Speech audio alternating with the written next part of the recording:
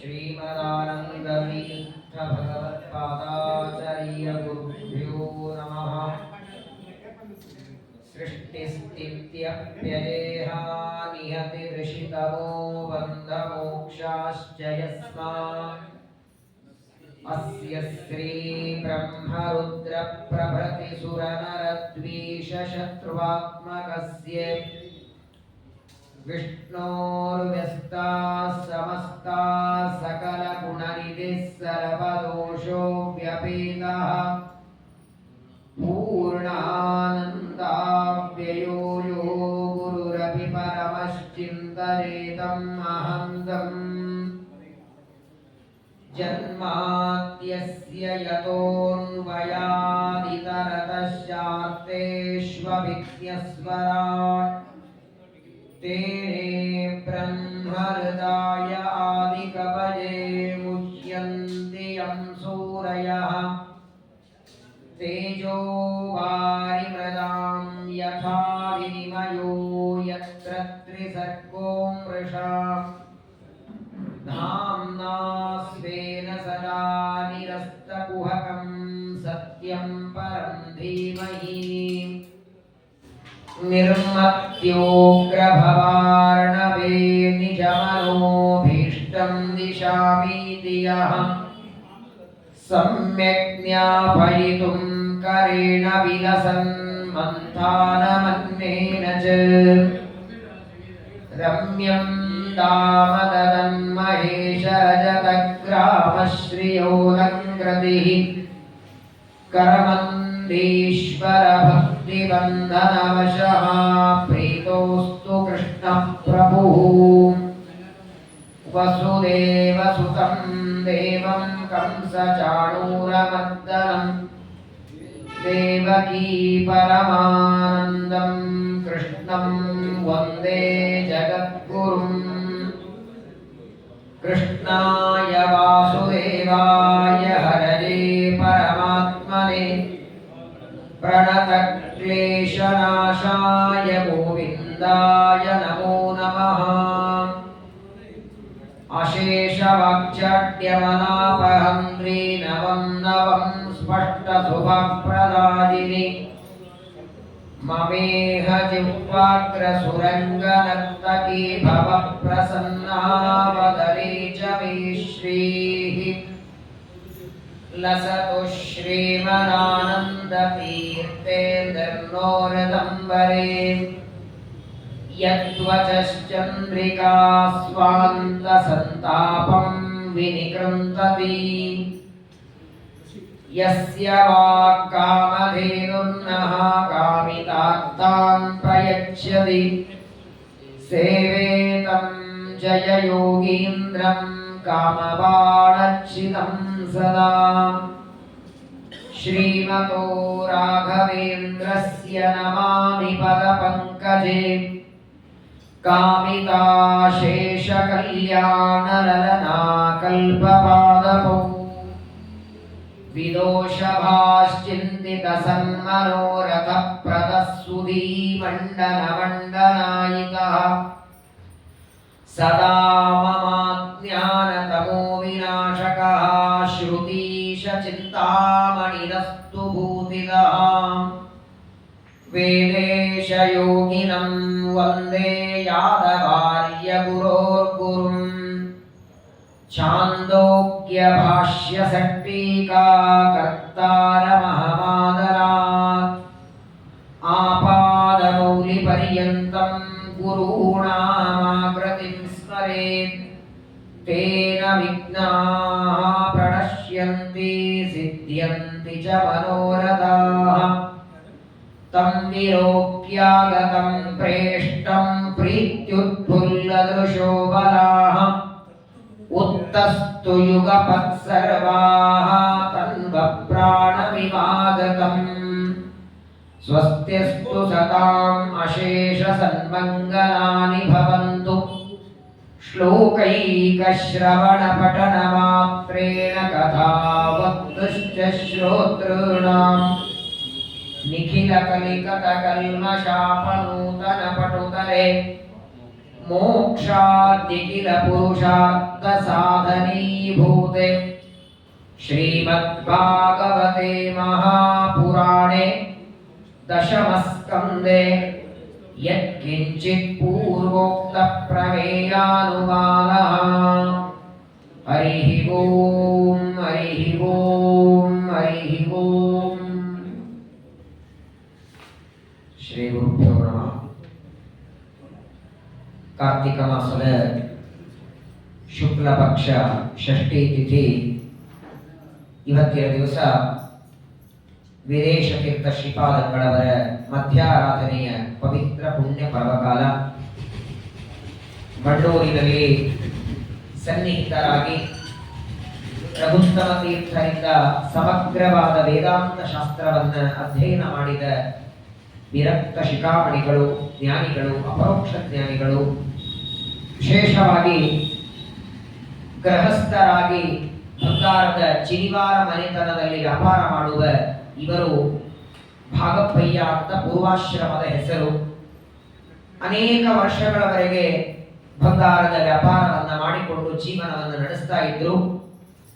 ರಘುನಾಥ ತೀರ್ಥರು, ರಘುವರಿಯ ತೀರ್ಥರು, ರಘುತ್ತಮರು ಇವರೆಲ್ಲರೂ ನಿರ್ಮಾಣ ಮಾಡಿದ ಆ ವಿದೇಶ ವಿದ್ಯಾಪೀಠ ಏನಿದೆ ಅಲ್ಲಿ ರಘುತ್ತಮರು ನೂರಾರು ಯತಿಗಳಿಗೆ, ಗೃಹಸ್ಥರಿಗೆ ಪಾಠ ಮಾಡ್ತಾ ಇರುವಾಗ ವೈರಾಗ್ಯ ಬಂದು ಸಂಸಾರ ಇದು ಅಸಾರವಾದದ್ದು, ಶಾಸ್ತ್ರಗಳ ಪಾಠ ಪ್ರವಚನವೇ ಜೀವನದ ಗುರಿಯಾಗಬೇಕು ಅಂತ ಸಮಗ್ರವಾದ ಸಂಪತ್ತಿನ ಮೇಲೆ ತುಳಸಿ ಪತ್ರವನ್ನು ಇಟ್ಟು ರಘುತ್ತಮರ ಹತ್ರ ಬಂದು ಶರಣಾಗತರಾಗಿ ಭಾಗಪ್ಪಯ್ಯ ಅಂತ ಪೂರ್ವಾಶ್ರಮದಲ್ಲಿ ನನಗೆ ಸನ್ಯಾಸ ಕೊಟ್ಟು ಅನುಗ್ರಹವನ್ನು ಮಾಡಿ ಎಂದಾಗ ರಘುತ್ತಮರು ವೇದವ್ಯಾಸ ತೀರ್ಥರಿಂದ ದೀಕ್ಷೆಯನ್ನು ಕೊಡಿಸಿ ವೇದೇಶ ತೀರ್ಥ ಅಂತ ನಾಮಕರಣವನ್ನು ಮಾಡಿ ಸಮಗ್ರವಾದ ಸುಧಾದಿ ಗ್ರಂಥಗಳ ಪಾಠವನ್ನ ತಾವೇ ಹೇಳ್ತಾರೆ.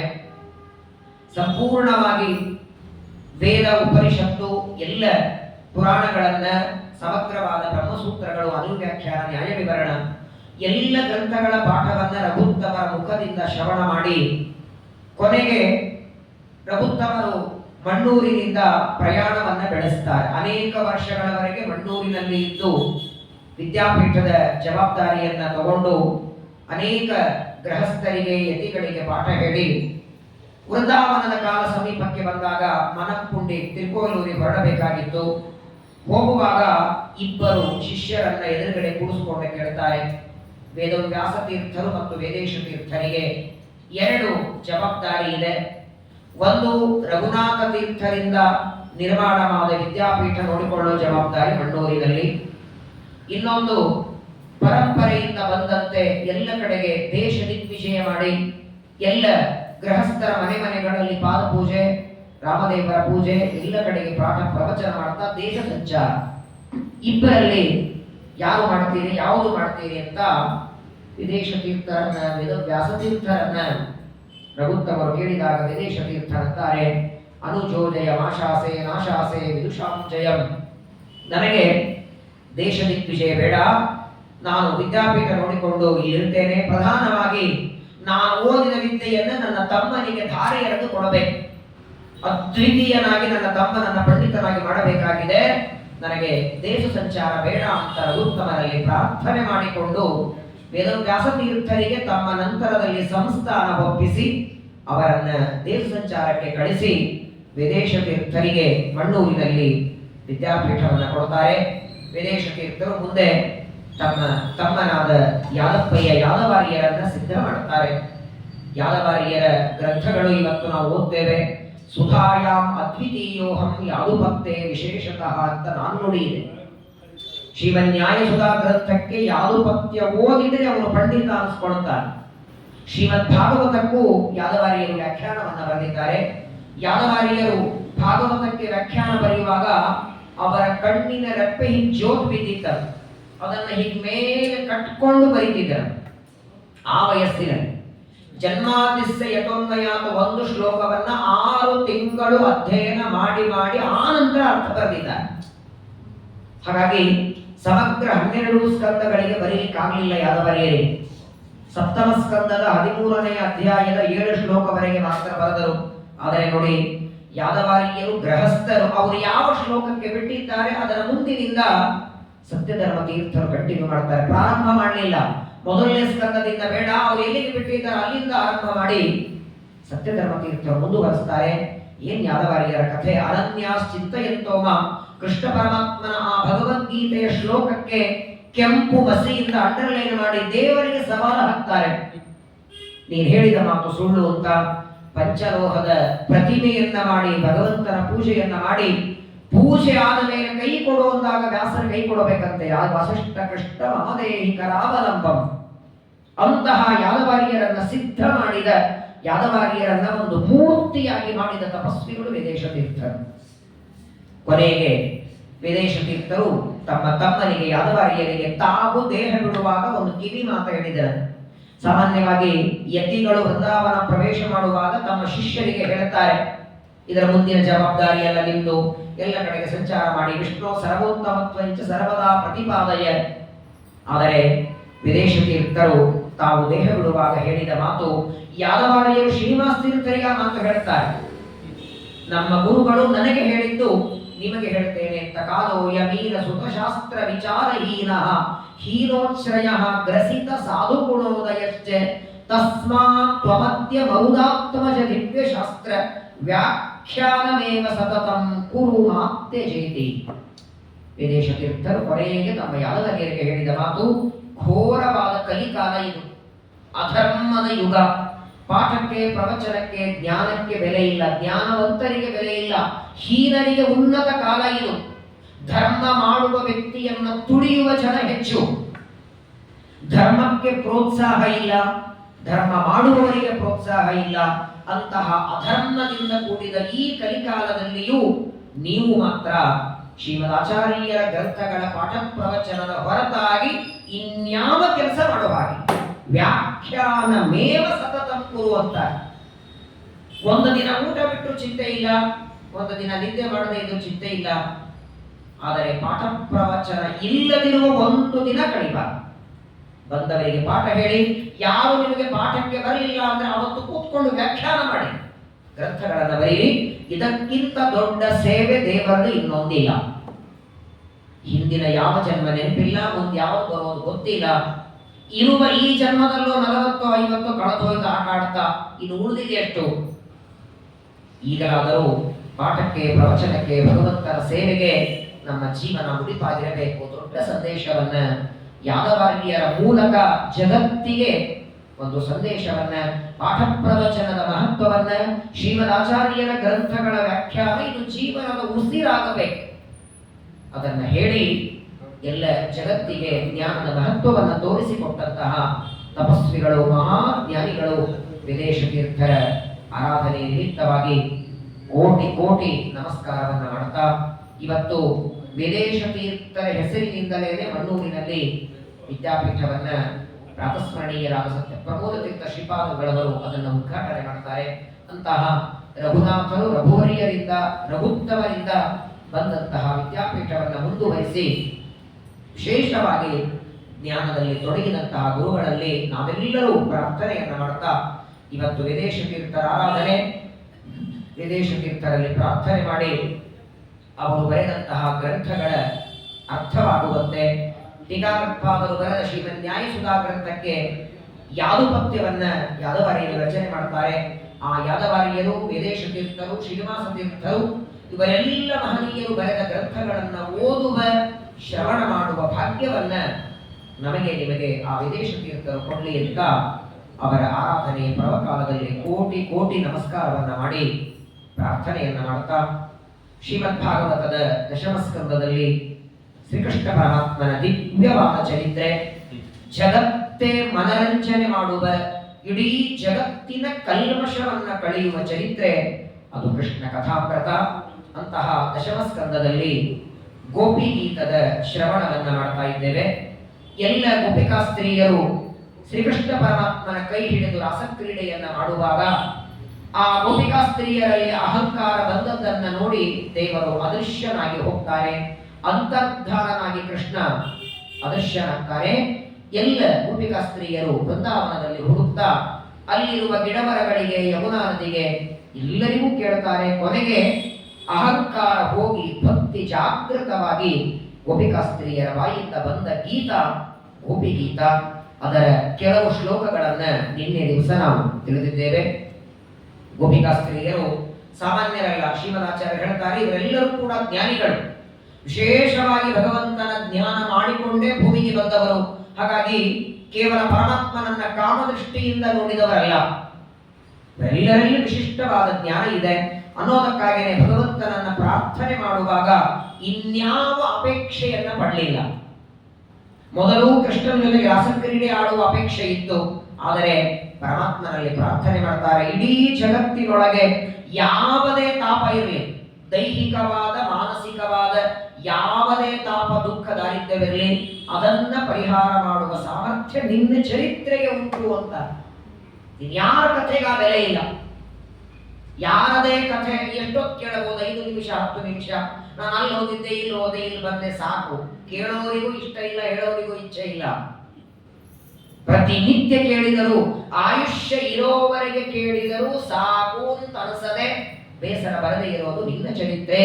ತವ ಕಥಾಮೃತಂ ತಪ್ತ ಜೀವನಂ ಕವಿಭಿರೀಡಿತಂ ಕಲ್ಮಷಾಪಹಂ ಶ್ರವಣ ಮಂಗಲಂ ಶ್ರೀಮದಾಗತಂ ಭುವಿ ಗೃಣಂತಿ ತೇ ಭೂರಿದಾ ಜನಃ. ಪ್ರಪಂಚದಲ್ಲಿ ಒಂದೊಂದು ರೋಗಕ್ಕೆ ಒಂದೊಂದು ಔಷಧ. ಹೊಟ್ಟೆ ಶೂಲಿಗೆ ಔಷಧ ಬೇರೆ, ತಲೆ ಶೂಲಿಗೆ ಔಷಧ ಬೇರೆ, ಕಿಡ್ನಿಗೆ ಬೇರೆ, ಲಿವರ್ಗೆ ಬೇರೆ, ಲಂಗ್ಸ್ಗೆ ಬೇರೆ, ಹಾರ್ಟಿಗೆ ಬೇರೆ. ಅದಕ್ಕೆ ಅಂತ ಸ್ಪೆಷಲಿಸ್ಟ್ ಡಾಕ್ಟರ್ಗಳಿದ್ದಾರೆ. ಆದರೆ ನೋಡಿ, ಸಮಗ್ರವಾದ ಶರೀರ, ಕಣ್ಣು, ಮೂಗು, ಕಿವಿ, ಕೈ, ಕಾಲು, ಕಿಡ್ನಿ, ಲಿವರು, ಲಂಗ್ಸ್, ಹಾರ್ಟ್ ಮಾತ್ರವಲ್ಲ, ಶರೀರ ಮಾತ್ರವಲ್ಲ, ಮನಸ್ಸು ಮಾತ್ರವಲ್ಲ, ಸಮಗ್ರವಾದ ದೇಹ ಇಂದ್ರಿಯಗಳಿಗೆ ಯಾವುದೇ ರೋಗ ಬರಲಿ ಅದನ್ನ ಪರಿಹಾರ ಮಾಡುವ ಒಂದೇ ಒಂದು ಔಷಧ ಅಂದ್ರೆ ನಿನ್ನ ಕಥಾಮೃತ. ಒಂದು ಔಷಧ ಇನ್ನೊಂದು ರೋಗ ಪರಿಹಾರ ಮಾಡಲ್ಲ. ತಲೆಶೂಲೆ ಪರಿಹಾರ ಮಾಡುವ ಔಷಧ ತಲೆಶೂಲೆ ಮಾತ್ರ ಪರಿಹಾರ ಮಾಡುತ್ತೆ. ಹೊಟ್ಟೆ ಶೂಲೆ ಆದಾಗ ಆ ಔಷಧ ತಗೊಂಡ ಲಾಭ ಇಲ್ಲ. ರೋಗಗಳು ಬೇರೆಯಾದಂತೆ ಔಷಧಗಳು ಬೇರೆ. ಆದರೆ 100 ಅಲ್ಲ, 1000 ಅಲ್ಲ, ಕೋಟಿ ಕೋಟಿ ರೋಗಗಳಿಗೆ ಒಂದೇ ಒಂದು ಔಷಧ, ಅದು ನಿನ್ನ ಕಥಾಮೃತ. ಅದು ಮಾನಸಿಕವಾದ ರೋಗ ಇರಲಿ, ದೈಹಿಕವಾದ ರೋಗ ಇರಲಿ. ಕಲ್ಮಷಾಪ, ಕಲಿಯುಗದ ಕಲ್ಮಷವನ್ನು ದೂರ ಮಾಡುತ್ತದೆ. ಶ್ರವಣ ಮಂಗಲಂ, ಶ್ರವಣ ಮಾಡಿದವರಿಗೆ ಮಂಗಲ ಕೊಡುತ್ತದೆ. ಈ ಪದ್ಯ ಇಟ್ಟುಕೊಂಡೇನೆ ಜಗನ್ನಾಥದಾಸರು ಶ್ರವಣ ಮನಗಾನಂದವೀವುದು ಒಂದು. ಪ್ರಾಯ ಕಲಿಯುಗದೊಳಗೆ ಪಾಠಕ್ಕೆ ಪ್ರವಚನಕ್ಕೆ ಬನ್ನಿ ಅಂತ ಕರೆದ್ರೆ ನಮಗೇನು ಸಿಗತ್ತೆ? ದಿನ 1 ಗಂಟೆ ಟೈಮ್ ವೇಟ್. 6ರಿಂದ 7, 6ರಿಂದ 7:30. ಬಹಳ ಒಂದು ಲಾಭ ಏನು ಅಂದ್ರೆ ಎಲ್ಲ ಗೆಳೆಯಂದರು ಗೆಳತಿರು ಒಂದ್ ಕಡೆ ಸಿಗ್ತಾರೆ ಮಾತಾಡ್ಲಿಕ್ಕೆ. ಅಕ್ಕಪಕ್ಕ ಯಾಕೆ ದೂರ ದೂರ ಮನೆ ಇರ್ತದೆ, ಒಂದೇ ಕಡೆ ಸೇರಿರ್ತಾರೆ. ಗೋಪಿಕಾಸ್ತ್ರೀಯರಂತಾರೆ, ದೇವರ ಕಥಾಮೃತ ಕೇಳಿ ನೋಡಿ, ಶ್ರೀಮದಾತತಂ, ಸಂಪತ್ತು ಕೊಡತ್ತಪ್ಪ ಇದು. ಕೇವಲ ನಿಮ್ಮ ಪಾಪ ಕಳಿತದೆ, ದುಃಖ ದೂರ ಮಾಡುತ್ತದೆ ಅಲ್ಲ, ನೀವು ಅಪೇಕ್ಷೆ ಪಟ್ಟ ಸಂಪತ್ತು ನಿಮ್ಮ ಮನೆ ಬಾಗಿಲಿಗೆ ಬಂದು ಕೊಡೋ ಹಾಗೆ ಮಾಡುತ್ತದೆ ದೇವರ ಕಥೆ. ಇದಕ್ಕಿಂತ ಹೆಚ್ಚೇ ಹೇಳಬೇಕು ಹೇಳಿ. ಇಡೀ ಜಗತ್ತು ವರ್ಲ್ಡ್ ಟೂರ್ ಮಾಡ್ಕೊಂಡ್ ಬನ್ನಿ, ದುಃಖ ಬೇಕು ಅಂತ ಅಪೇಕ್ಷೆ ಪಟ್ಟ ವ್ಯಕ್ತಿ ಯಾರಿಲ್ಲ. ಸುಖಮೇವ ಮೇಸ್ಯ, ಸುಖ ಬೇಕು ಅಂತ ಎಲ್ಲರೂ ಅಪೇಕ್ಷೆ ಪಡ್ತಾರೆ. ಆದರೆ ನಿಜವಾದ ನೆಮ್ಮದಿ ಸುಖ ಎದರಿಂದ ಸಿಗತ್ತೆ? ಅದಕ್ಕಾಗಿ ಉಪಾಯ ಬೇರೆ ಬೇರೆ ಮಾಡ್ತಾರೆ. ದೇವರ ಕಥಾಮೃತ ನೋಡಿ ಏನ್ ಮಹತ್ವ ಅಂದ್ರೆ, ವಿದ್ಯಾಪೀಠದಿಂದ ಗುರುಕುಲದಿಂದ ಮುಗಿಸ್ಕೊಂಡು ಬರುವಾಗ ಒಂದು ಪ್ರಶ್ನೆ ಕೇಳಿದ್ದೆ ಗುರುಗಳಿಗೆ. ವಿದ್ಯಾಪೀಠದಲ್ಲಿ ಇರೋವರೆಗೆ ಯಾವುದರದ್ದು ಬೆಲೆ ಇಲ್ಲ, ಅದೇನು ಹೊಗೆ ಇಲ್ಲದ ಮಾನ ಅಂತಾರಲ್ಲ. ಎಲ್ಲೋ ಬರುತ್ತೆ ಅಡಿಗೆ ಮಾಡೋದು, ಊಟ ಮಾಡ್ತಿದ್ವಿ. ಇನ್ನೊಂದು ಹೋದ ಮೇಲೆ ನಮ್ಮ ಕಾಲ ಮೇಲೆ ನಾವು ನಿಂತ್ಕೋಬೇಕು. ನಮ್ಗೇನು ತಿಂಗಳಿಗೆ ಸಂಬಳ ಇಲ್ಲ. ಯಾರು ಕರೆದ್ರೆ ಪ್ರವಚನಕ್ಕೆ ಪಾಠಕ್ಕೆ ಅವ್ರೇನ್ ದಕ್ಷಿಣೆ ಕೊಟ್ರೆ ಆಗಬೇಕಿಲ್ಲ, ಅಂದ್ರೆ ಇಲ್ಲ. ನಮ್ಮ ಜೀವನ ಹೇಗೆ? ಒಂದೇ ಮಾತು ಆಚಾರ್ಯ ಹೇಳಿದ್ದು, ಎಲ್ಲಿವರೆಗೆ ಪ್ರಾಮಾಣಿಕವಾಗಿ ಶ್ರೀಮದ್ ಆಚಾರ್ಯರ ಗ್ರಂಥಗಳನ್ನ ಪಾಠವನ್ನ ಪ್ರವಚನ ಮಾಡ್ತೀರಿ, ನಿಮ್ಮ ಹೊಟ್ಟೆ ಜವಾಬ್ದಾರಿ ಪರಮಾತ್ಮ ಶ್ರೀಮದ್ ಆಚಾರ್ಯ ನೋಡ್ಕೊಳ್ತಾರೆ. ನೀವು ಯಾವ ಮನೆಗೆ ಹೋಗೋ ಅವಶ್ಯಕತೆ ಇಲ್ಲ. ಅವತ್ತು ಅವರು ಹೇಳಿ ಕಳಿಸಿದ ಮಾತು ಇವತ್ತಿಗೂ ಆ ಮಾತು ಸತ್ಯ ನೋಡಿ. ಬೆಂಗಳೂರಂತ ಊರೊಳಗೂ ಜೀವನ ಮಾಡಬೇಕು ಅಂದ್ರೆ ಎಷ್ಟು ಕಷ್ಟ ನಿಮಗೆಲ್ಲ ಗೊತ್ತಿದೆ. ಶ್ರೀಮದ್ ಆತತಂ, ಇದೊಂದು ಮಾತು. ಪರಮಾತ್ಮನ ಕಥಾಮೃತವನ್ನ ಪಾಠವೋ ಪ್ರವಚನವೋ ಹೇಳೋದು ಕೇಳೋದು ಮಾಡಿ ಎಷ್ಟು ಸುಖವಾಗಿ ನಮ್ಮನ್ನು ದೇವರು ಇಡ್ತಾನೆ. ನಿಮಗೆಲ್ಲ ಇಟ್ಟಿದ್ದಾನೆ. ಇದಕ್ಕೆ ನಾನಂತೂ ಈ ಶ್ಲೋಕ ಹೇಳುವಾಗ ನನ್ನ ಕಣ್ಣೊಳಗೆ ನೀರು ಬರದೇ ಇರಲ್ಲ. ನಾನು ಬೆಂಗಳೂರಿಗೆ ಬರುವಾಗ 100 ಅಲ್ಲ 1000 ಜನ ಬೇಡ ಅಂದ್ರು, ಸ್ವತಃ ಸ್ವಾಮಿಗಳು ಬೇಡ ಅಂದ್ರು, ಆಚಾರ್ಯರು ಬೇಡ ಅಂದ್ರು. ನಿಂಗೆ ಅಲ್ಲ ಅದು 50-20 ಸಾವಿರ ಬಾಡಿಗೆ ಕೊಡೋದಾಗತ್ತೆ, 10 ಸಾವಿರ ಊರಲ್ಲಿ ಇರ್ಬೋದು ನೀನು. ಶ್ರೀಮದಾತಕಂ ಬೆಂಗಳೂರಿಗೆ ಬಂದು ನಾನು 6-7 ವರ್ಷ ಆಯ್ತು. ಇವತ್ತಿನವರೆಗೂ ದೇವರ ಅನುಗ್ರಹದಿಂದ ನಾನೇ ಕೈಯಾಗಿ ದುಡ್ಡು ಕೊಟ್ಟು 1 kg ಅಕ್ಕಿ ತಂದಿಲ್ಲ, 1 kg ಬೇಳೆ ತಂದಿಲ್ಲ. ಅಷ್ಟು ಸುಖವಾಗಿ ದೇವರಿಟ್ಟಿದ್ದ. ನಿಜವಾಗಿ ದೇವರ ಕಾರುಣ್ಯವನ್ನ ಮಾಡಬೇಕು. ಹೊಟ್ಟೆಗೆ ಬಟ್ಟೆಗೆ ಕಡಿಮಲ್ಲದೆ, ವಿಶೇಷ ಅಂದ್ರೆ ಸರಿ ಪಾಠ ಪ್ರವಚನ ಇದ್ದಾಗ ಸರಿ, ಕರೋನಾ ಅಂತ 2 ವರ್ಷ ಆಗಂತೂ ಎಲ್ಲೂ ಹೋಗಿಲ್ಲ. ಅದೇನು ದೇವರ ಪ್ರೇರಣೆಯೋ ಗೊತ್ತಿಲ್ಲ. ಇವತ್ತು ನಮ್ಮ ಮನೆಯಲ್ಲಿ ಬೇಳೆ ಮುಗಿಬೇಕು, ತೊಗರಿ ಬೇಳೆ, ನಾಳೆಗೆ ಹುಳಿಗೆ ಮಾಡೋದಕ್ಕೆ ಬೇಳೆ ಇಲ್ಲ ಅಂತ ನಾವು ಹೆಂಡತಿ ಹೇಳಬೇಕು. ಸರಿ, ನಾಳೆ ಬೆಳಗ್ಗೆ ತಾನೆ ನೋಡೋಣ, ಯಾರೋ ಬರಬೇಕು, ಯಾರು ಅಡ್ರೆಸ್ ಗೊತ್ತಿಲ್ಲ, ಹೆಸರು ಗೊತ್ತಿಲ್ಲ. ಕರೋನಾ ಇಲ್ಲಿ ಹೋಗಲ್ಲ ಚಾರಿ, ಒಂದು 5 kg ತೊಗರಿ ಬೇಳೆ, 5 kg ಹೆಸರು ಬೇಳೆ, 5 kg ಉದ್ದಿನ ಬೇಳೆ, ಒಂದು 10 kg ಅಕ್ಕಿ, 1 kg ಬೆಲ್ಲ, 3 kg ಎಣ್ಣೆ. ಇಷ್ಟು ಪರಿಪರಿಯಾಗಿ ದೇವರು ನಮ್ಮನ್ನು ರಕ್ಷಣೆ ಮಾಡ್ತಾನೆ.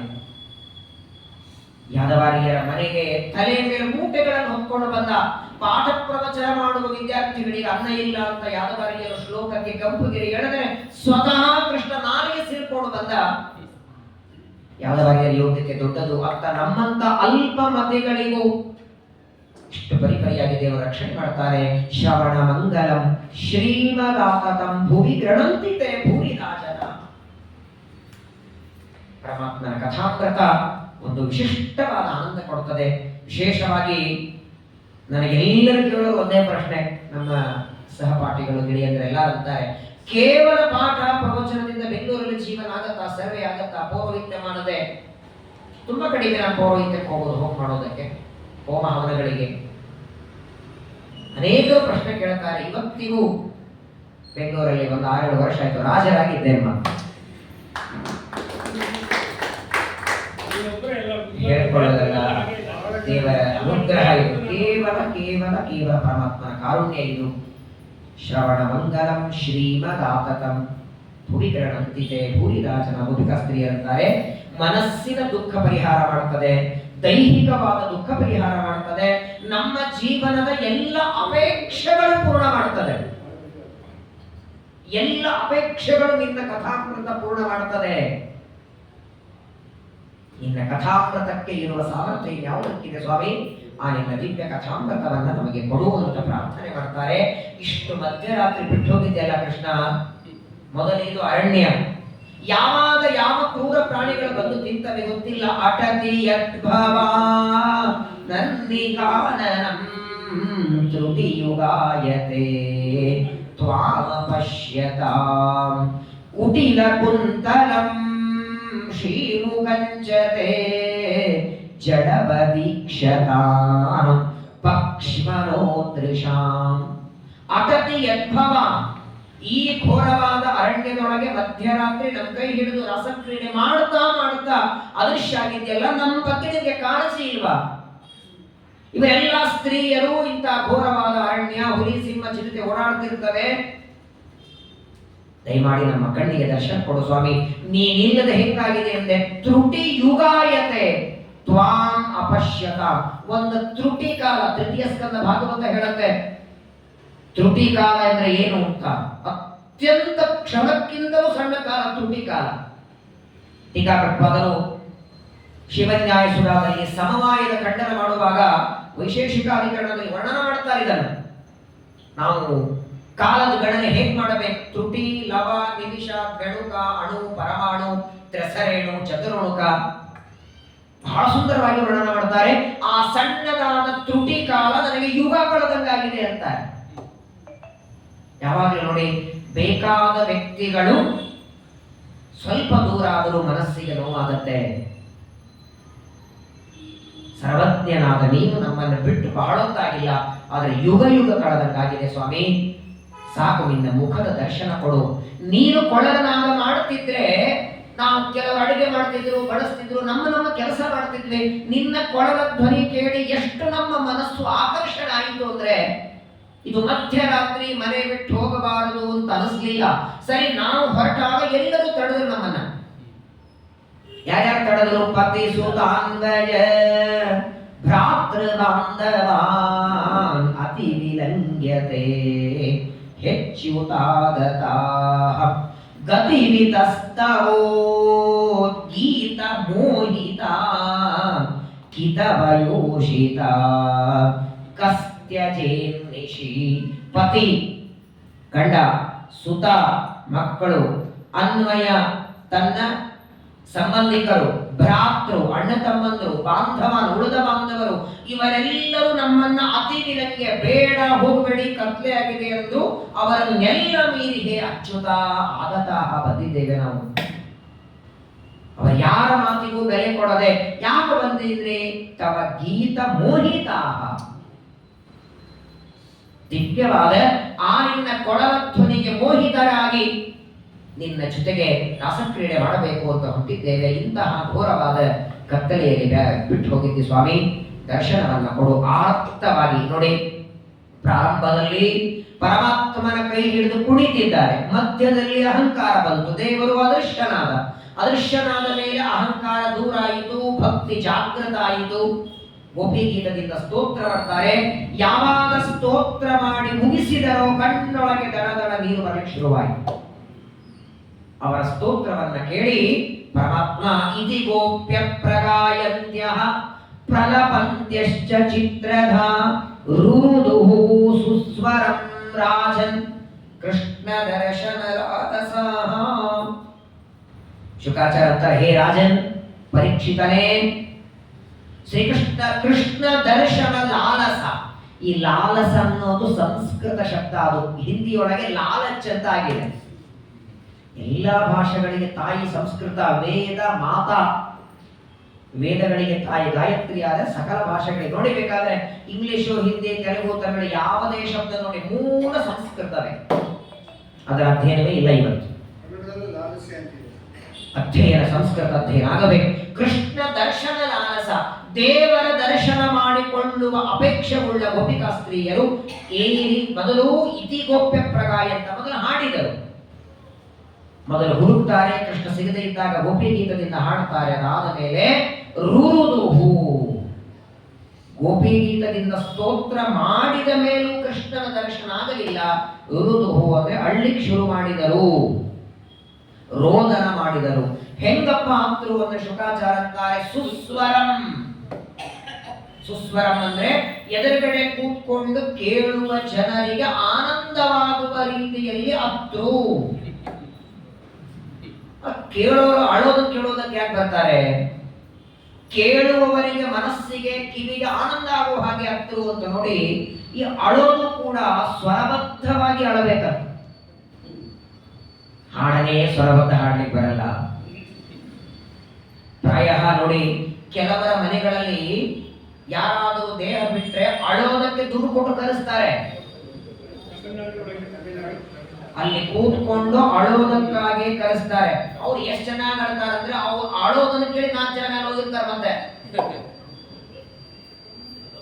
ಅದರಲ್ಲಿಯೂ ಈ ಉತ್ತರ ಕರ್ನಾಟಕ ಕಡೆ ನೀವು ನೋಡ್ಬೇಕು, ಹಳ್ಳಿ ಊರುಗಳಲ್ಲಿ ಬಹಳ, ಬಿಜಾಪುರ, ಗುಲ್ಬರ್ಗ ಆ ಜಿಲ್ಲೆಯೊಳಗೆ ಹಳ್ಳಿ ಊರಲ್ಲಿ ಹೇಗಿರುತ್ತೆ? ಯಾರಾದ್ರೂ ಹೋದ್ರೆ ಅಯ್ಯೋ ಹೋದೆಲ್ಲ, ನಾಳೆ ಹಾಲು ತರೋರು ಯಾರು, ಪಲ್ಯ ತರೋರು ಯಾರು, ಹೊಲದಲ್ಲಿ ನೀರು ಹಾಕೋರು ಯಾರು, ಬೆಳಗಾದ್ರೆ ಪಾಪ ಈ ಕೆಲಸ, ಅವನೇ ಆ ಸತ್ತ ವ್ಯಕ್ತಿ ಏನ್ ಕೆಲಸ ಮಾಡ್ತಿರ್ತಾನೆ ಅದನ್ನ ನೆನೆಸ್ಕೊಂಡು ಆಳ್ತಾರೆ. ನಮ್ಮ ಸ್ವಾಮಿಗಳು, ನಮ್ಮ ಆಚಾರ್ಯ ಒಂದು ಮಾತು ಹೇಳ್ತಿದ್ರು. ಒಂದು ಹಳ್ಳಿ ಊರಲ್ಲಿ ಒಬ್ಬ ಗಣ್ಯ ವ್ಯಕ್ತಿ, ದೊಡ್ಡ ಗಣ್ಯ ವ್ಯಕ್ತಿ, ಯಾರೋ ಒಬ್ಬ ರೈತ ಸತ್ತ ಅಂತ ನೋಡೋದಕ್ಕೆ ಬಂದಿರ್ತಾರೆ. ಆ ರೈತರ ಪರಿವಾರದವರೆಲ್ಲ ಅಳತಾ ಕೂತಿರ್ತಾರೆ. ರೈತರ ಹೆಂಡತಿ ಅಯ್ಯೋ ಹೋದೆಲ್ಲ, ನೀನು ಹೋದಿ, ಮುಂದೇನು ಗತಿ ನಮಗೆ ಅಂತ ಅಳತಿರ್ತಾರೆ. ಆ ಗಣ್ಯ ವ್ಯಕ್ತಿಗಳು ಊರಿನ ಸರ್ಪಂಚ ಅಂತ ನೋಡಿ ಅವ್ರು ಬಂದಿದ್ರು. ಆ ರೈತರ ಹೆಂಡತಿ ತರ ಗಂಡನಿಗಂತ ಆ ಹೆಣಕ್ಕೆ ನೋಡೋದಕ್ಕೆ ಯಾರು ಬಂದಿದ್ದಾರೆ? ಸರ್ಪಂಚ್ ಬಂದಿದ್ದಾರೆ, ಮಾತಾಡೋ ಅವ್ರ ಜೊತೆಗೆ. ಅದು ಹೆಣ ಏನ್ ಮಾತಾಡ್ತದೆ? ಅಯ್ಯೋ ನೋಡು ಎಷ್ಟೊತ್ತಾಯ್ತು, ಪಾಪ ಅವ್ರು ಬಂದು ನಿಂತಿದ್ದಾರೆ, ಮಾತಾಡು. ಯಾಕೆ ನೀವಿದ್ರೆ ಇಲ್ಲಿ ಮಾತಾಡ್ಲಿಕ್ಕಾಗಲ್ವಾ? ಅವರಿಗೂ ಅಲ್ಲೇ ಕರ್ಕೊಂಡು ಅಲ್ಲೇ ಮಾತಾಡ್ಬೇಕು. ಪಾಪನು ಮಾತಾಡಿಸ್ಬೇಕು ಅಂತ ಸರ್ಪಂಚ ಅಲ್ಲಿ ಹೊರಟ, ಅಲ್ಲೇ ಕರ್ಕೋರಿಗೆ ಅಲ್ಲೇ ಮಾತಾಡು ಅಂತ. ಯಾಕೆ ಹೀಗಾಗತ್ತೆ ಹೇಳಿ? ಅಲ್ಲ, ಗೋಪಿ ಗೀತದಿಂದ ಸ್ತೋತ್ರ ಮಾಡಿದರು ಅಂತ ಶುಕಾಚಾರ್ಯ ಹೇಳಬೇಕು. ಆಮೇಲೆ ರುರುದು ಅಂದ್ರೂ ಪರವಾಗಿಲ್ಲ, ಅಳು ಬಂದೇ ಬರ್ತದಲ್ವೇ. ಯಾವುದೇ ವಸ್ತು ಕಳೆದಾಗ ಹುಡುಕ್ತೀವಿ, ಹುಡುಕಿದ ಮೇಲೂ ಸಿಗಲಿಲ್ಲ ಅಂದ್ರೆ ಅಳು ಬರ್ತದೆ. ಕೃಷ್ಣನನ್ನ ಕಳ್ಕೊಂಡಿದ್ದಾರೆ, ಅದೃಶ್ಯ ಆಗಿ ಹೋಗಿದ್ದಾರೆ, ಗೋಪಿ ಗೀತದಿಂದ ಹಾಡಿದ್ದಾರೆ, ಆದರೂ ಸಿಗಲಿಲ್ಲ ಅಂತ ಅಳು ಬಂತು. ಆದ್ರೆ ಆ ಅಳುವನ್ನು ಯಾಕೆ ಅವರು ವಿಶ್ಲೇಷಣೆ ಮಾಡಿದರು? ರುರುದು ಸುಸ್ವರ ಬಂದರು. ಯಾಕೆ? ಅವರು ಅತ್ತದ್ದು ಸುಸ್ವರ ಯಾಕಾಗತ್ತೆ, ನಾವೆಲ್ಲ ಅತ್ತದ್ದು ಅಪಸ್ವರ ಯಾಕಾಗತ್ತೆ? ನಾವು ಅಳ್ತೀವಲ್ಲ, ನಾವು ಅತ್ತಾಗ ಯಾರಾದ್ರೂ ಅಕ್ಕಪಕ್ಕದಲ್ಲಿ ಏನ್ ಚೆನ್ನಾಗತ್ರೆ. ನಿಜವಾಗ್ಲೂ ನೀವು ಅಳೋದನ್ನು ಕೇಳಬೇಕು. ಯಾವಾಗಲೇ ಟೈಮ್ ಸಿಕ್ಕಾಗ ಒಂದು ಅರ್ಧ ಗಂಟೆ ನಮ್ಮ ಮನೆಗೆ ಬಂದು ಅಳಬೇಕು. ನೀವು ಹಿಂಗ್ ಬೇಡ್ಕೊಂಡು ಯಾರಾದ್ರೂ ಇದ್ದಾರ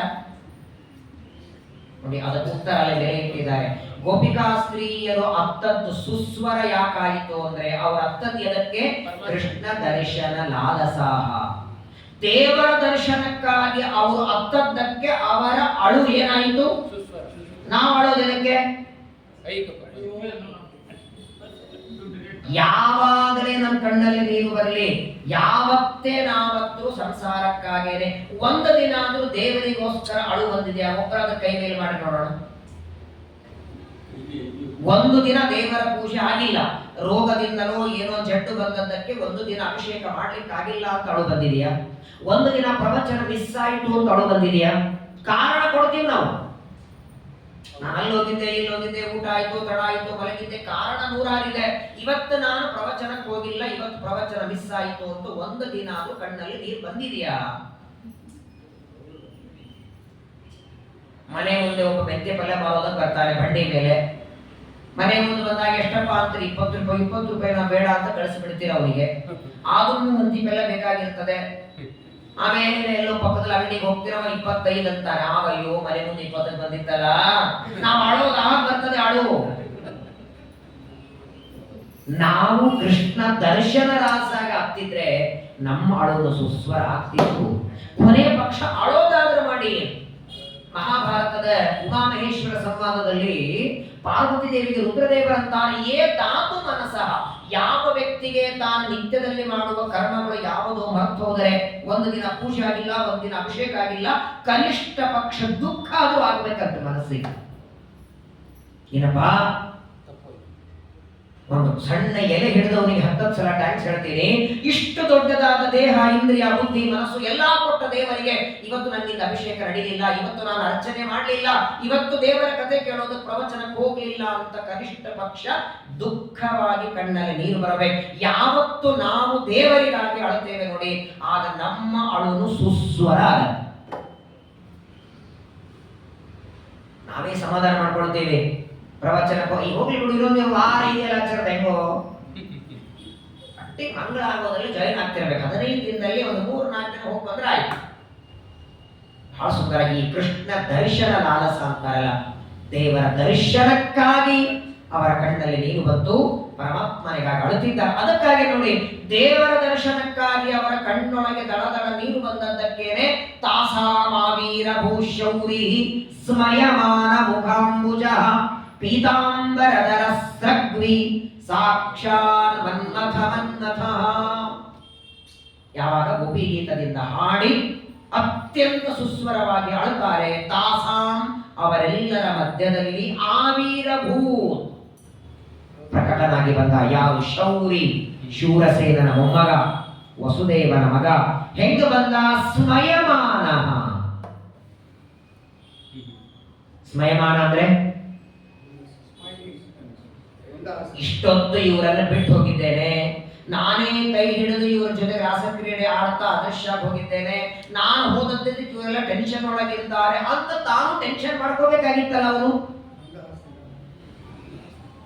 ಅಕಸ್ಮಾತ್ ಆಗಿ ಸಂಘಕ್ಕೆ ಬರೋದಕ್ಕೆ ತಡ ಆದ್ರೆ ಟೆನ್ಷನ್ ಆಗುತ್ತಿಲ್ಲ. ಬರ್ಬೇಕಾದ್ರೆ ಅಯ್ಯೋ 11:30 ಎಲೆ ಹಾಕ್ತಿದ್ರು, 11:45 ಆಯ್ತು, ಎಲೆ ಸಿಗತ್ತೋ ಇಲ್ಲೋ, ಹಾಗೆ ದೇವರ ಟೆನ್ಷನ್ ಆಯ್ತಾ ಅಂದ್ರೆ ಶುಕಾಚಾರ ಅಂತಾರೆ ಸ್ಮಯಮಾನ ಮುಖಾಂಬುಜ, ಅತ್ಯಂತ ನಗು ಮುಖದಿಂದ ಮಂದಸ್ಮಿತನಾಗಿ ಬಂದ. ಬರುವಾಗ ಪೀತಾಂಬರಧರ, ಪೀತಾಂಬರ ಉಟ್ಕೊಂಡಿದ್ದಾನೆ, ಸೃಗ್ವಿ ಅಂದ್ರೆ ವನಮಾಲೆಗಳು ಹಾಕೊಂಡಿದ್ದಾನೆ. ಹೇಗ್ ಕಾಣ್ತಿದ್ದ? ಸಾಕ್ಷಾತ್ ಮನ್ಮಥ. ಮನ್ಮಥ ಮನ್ಮಥ ಅಂದ್ರೆ ಕಾಮ. ಇಡೀ ದೇವತೆಗಳ ಗುಂಪಿನೊಳಗೆ ಅತ್ಯಂತ ಚಲುವ ಅಂದ್ರೆ ಕಾಮ. ಆ ಕಾಮನಿಗೂ ಮೀರುವ ಸೌಂದರ್ಯ ಇವನಲ್ಲಿದೆ. ಮನ್ಮಥನಿಗೆ ಮನ್ಮಥ ಇವ. ಭಗವಂತರ ಸೌಂದರ್ಯ ಮುಂದೆ ನಂದೇನಿಲ್ಲ ಅಂತ ಲಕ್ಷ್ಮೀದೇವಿನ ಹೇಳ್ತಾರೆ. ಶೋಭಾನಪುರದಲ್ಲಿ ವಾದಿರಾಜರಂತಾರಲ್ಲ, ಪರಮಾತ್ಮನ ಆ ಮೋಹಿನಿ ರೂಪ ನೋಡಿ ಲಕ್ಷ್ಮೀದೇವಿನೇ ಬೆರಗಾಗ್ತಾಳೆ. ಲಕ್ಷ್ಮೀದೇವಿಯ ಸೌಂದರ್ಯನು ಪರಮಾತ್ಮನ ಎಡಗಾಲಿನ ಹೆಬ್ಬರಳಿನ ಉಗುರಿನ ತುದಿಯಲ್ಲಿರುವ ಆ ಧೂಳಿನ ಸಮಾನ ಇಲ್ಲ. ಅಂತಹ ಅಪರಿಮಿತ ಸೌಂದರ್ಯದಿಂದ ಯುಕ್ತನಾದ ಪರಮಾತ್ಮ ಬರ್ತಾರೆ. ತಂ ವಿಲೋಕ್ಯಾಗತಂ ಪ್ರೇಷ್ಟಂ ಪ್ರೀತ್ಯುತ್ಫುಲ್ಲದೃಶೋಬಲಾಃ ಉತ್ತಸ್ತು ಯುಗಪತ್ಸರವಾಹ ತನ್ವ ಪ್ರಾಣವಿವಾಗತಂ. ಇಷ್ಟೊತ್ತಿನವರೆಗೆ ದೇವರನ್ನ, ಅದೃಶ್ಯನಾದವರ ಪರಮಾತ್ಮನನ್ನ ನೋಡಿ ಒಂದರ್ಥದಲ್ಲಿ ಪ್ರಾಣ ಹೋದಂಗಿದ್ದವು. ಮುಖದ ಮೇಲೆ ಕಳೆ ಇಲ್ಲ, ನಗು ಇಲ್ಲ. ಕೃಷ್ಣನ ದರ್ಶನದ ಕ್ಷಣ ಮತ್ತೆ ದೇಹದಲ್ಲಿ ಪ್ರಾಣ ಸಂಚಾರ ಆಯಿತು. ಹೋದ ಪ್ರಾಣ ಬಳಿ ಬಂದಂತೆ ಎಲ್ಲರ ಕಣ್ಣುಗಳು ಅರಳಿವೆ. ಕಣ್ಣಲ್ಲಿರುವ ನೀರು ಒರೆಸ್ಕೊಂಡಿದ್ದಾರೆ. ಕೃಷ್ಣನ ದರ್ಶನ ಆದ ಕ್ಷಣ ಎಲ್ಲರೂ ಪರಮಾತ್ಮನ ಹತ್ರ ಬರ್ತಾರೆ. ಭಗವಂತನ ಪಾದಗಳಿಗೆ ನಮಸ್ಕಾರ ಮಾಡಿ ಒಂದೇ ಪ್ರಶ್ನೆ ಕೇಳ್ತಾರೆ ಗೋಪಿಕಾಸ್ತ್ರೀಯರು, ಯಾಕೆ ನಾನು ಬಿಟ್ಟು ಹೋದಿ? ರಾಸಕ್ರೀಡೆ ಮಾಡ್ತಾ ಮಾಡ್ತಾ ಯಾಕೆ ನಮ್ಮನ್ನ ಮಧ್ಯರಾತ್ರಿಯಲ್ಲಿ ಬಿಟ್ಟು ಹೋದಿ ಅಂತ ಕೇಳ್ತಾರೆ. ಒಂದು ಬಹಳ ಸುಂದರವಾಗಿ ಉತ್ತರ ಕೊಡ್ತಾರೆ ದೇವರು. ಮಿತೋ ಭಜಂತಿಯೇ ಸಖ್ಯ ಸ್ವಾರ್ಥೈರ್ ಕಾಂತೋದ್ಯಮಾಹಿತೆ ನ ತತ್ರ ಸೌರದಂ ಧರ್ಮ ಸ್ವಾರ್ಥಂ ತದ್ವಿದ್ಧನಾನ್ಯಥ. ಈ ಮಾತುಗಳನ್ನ ಕೆಲವು ಬಹಳ ಸುಂದರ. ಗೋಪಿಕಾಸ್ತ್ರೀಯರ ಪ್ರಶ್ನೆ, ಕೃಷ್ಣನ ಉತ್ತರ. ಗೋಪಿಕಾಸ್ತ್ರೀಯರಂತಾರೆ ಕೃಷ್ಣನಿಗೆ ಜಗತ್ತಿನೊಳಗೆ 3 ತರಹದ ಜನ ಇರ್ತಾರೆ. ತಮಗೆ ತಾವು ಯಾರಿಗೆ ಉಪಕಾರ ಮಾಡಬೇಕಾದರೆ ಅವರು ಮಾಡಿದರೆ ಇವರು ಮಾಡ್ತಾರೆ, ಅಲ್ಲಿವರೆಗೆ ಮಾಡಲ್ಲ. ಎದುರಿಗಿದ್ದ ವ್ಯಕ್ತಿ ಉಪಕಾರ ಮಾಡಿದರೆ ಉಪಕಾರ ಮಾಡೋರು ಕೆಲವರು, ಇನ್ನೊಬ್ಬರಿಂದ ಉಪಕಾರ ಮಾಡಿಸ್ಕೊಳ್ತಾರೆ, ತಿರುಗಿ ಮಾಡದೇ ಇದ್ದವರು ಎರಡನೇದವರು. ಮಾಡೋದು ಬೇಡ, ಮಾಡಿಸ್ಕೊಳ್ಳೋದು ಬೇಡ ಅಂತ ಉದಾಸೀನರಾಗಿರ್ತಾರೆ ಮೂರನೆಯವರು. ಈ 3 ಗುಂಪಿನೊಳಗೆ ನೀ ಎಲ್ಲಿ ಸೇರ್ತಿ ಅಂತ ಕೇಳ್ತಾರೆ ಕೃಷ್ಣನಿಗೆ.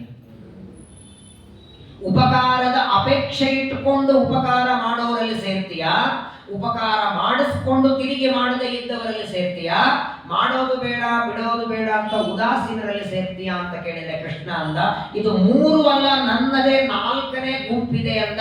ಇನ್ನೊಬ್ಬರ ಉಪಕಾರ ಅಪೇಕ್ಷೆ ಪಡದೆ ಉಪಕಾರ ಮಾಡೋ ನಾನು ಅಂದ. ಯಾವ ಉಪಕಾರ ನಮ್ಮಿಂದ ಅಪೇಕ್ಷೆ ಪಡ್ತಾನೆ ಹೇಳಿ? ಉಪಕಾರ ಅಂದ್ರೆ ಏನು ಅಪೇಕ್ಷೆ ಪಟ್ಟ? ನಾನು ಈ ವ್ಯಕ್ತಿಗೆ ಮುಖ ಕೊಟ್ಟಿದ್ದೇನೆ, ಈ ಮುಖದಿಂದ ಪ್ರತಿನಿತ್ಯದಲ್ಲಿ 4 ವೇದಗಳ ಪಾರಾಯಣ ಮಾಡಲಿ ಅಂತ ನಮ್ಮಿಂದ ಅಪೇಕ್ಷೆ ಪಟ್ಟಿದ್ದಾನ? ಪ್ರತಿನಿತ್ಯ ಬೇಡ, ಆಯುಷ್ಯದ ಒಂದ್ಸಲಾದ್ರೂ 4 ವೇದ ಹೇಳಿದ್ರು ಸಾಕು. ನಮಗೆ ದೇವರು ಇಂದ್ರಿಯಗಳನ್ನ ಕೊಟ್ಟಾಗ ಈ ಇಂದ್ರಿಯದಿಂದ ಇಂತಿಂತ ಕಾರ್ಯ ಈ ವ್ಯಕ್ತಿ ಮಾಡ್ಲಿ. ಕಿವಿ ಕೊಟ್ಟದ್ದಕ್ಕೆ ಭಾಗವತ ಶ್ರವಣ ಮಾಡಲಿ, ಕಾಲು ಕೊಟ್ಟದ್ದಕ್ಕೆ ತೀರ್ಥಯಾತ್ರೆ ಮಾಡಲಿ, ಕೈ ಕೊಟ್ಟದ್ದಕ್ಕೆ ಶಾತಕರ್ಮ ದೇವರ ಪೂಜೆ ಮಾಡಲಿ, ಸರಿ ಇದನ್ನ ಇಷ್ಟು ಮಾಡಲಿ, ಇಷ್ಟೇ ಹೊತ್ತು ಮಾಡಲಿ ಅಂತ ದೇವರ ಹಾಗೇನಾದ್ರೂ ನಮ್ಮಿಂದ ಅಪೇಕ್ಷೆ ಪಟ್ಟಿದ್ರೆ ಮಿತೋ ಭಜಂತಿಯೇ ಸಖ್ಯ. ಹಾಗಾಗಿ ಪ್ರಪಂಚದಲ್ಲಿ ನನ್ನಿಂದ ಎಲ್ಲರೂ ಪ್ರಯೋಜನದ ಅಪೇಕ್ಷೆ ಪಡ್ತಾರೆ. ಒಂದು ಸಣ್ಣ ಪೂಜೆ ಮಾಡಿ, ಪೂಜೆನೂ ಬೇಡ, ಪ್ರಾಣದೇವರಿಗೆ ಮಧು ಅಭಿಷೇಕಕ್ಕೆ ಕೊಡ್ತಾರಲ್ಲ ಜೇನುತುಪ್ಪ, ಎಷ್ಟಿರ್ತದೆ ಬಾಟ್ಲಿ? 50 ರೂಪಾಯಿ. ಅದರ ಸಂಕಲ್ಪದಲ್ಲಿ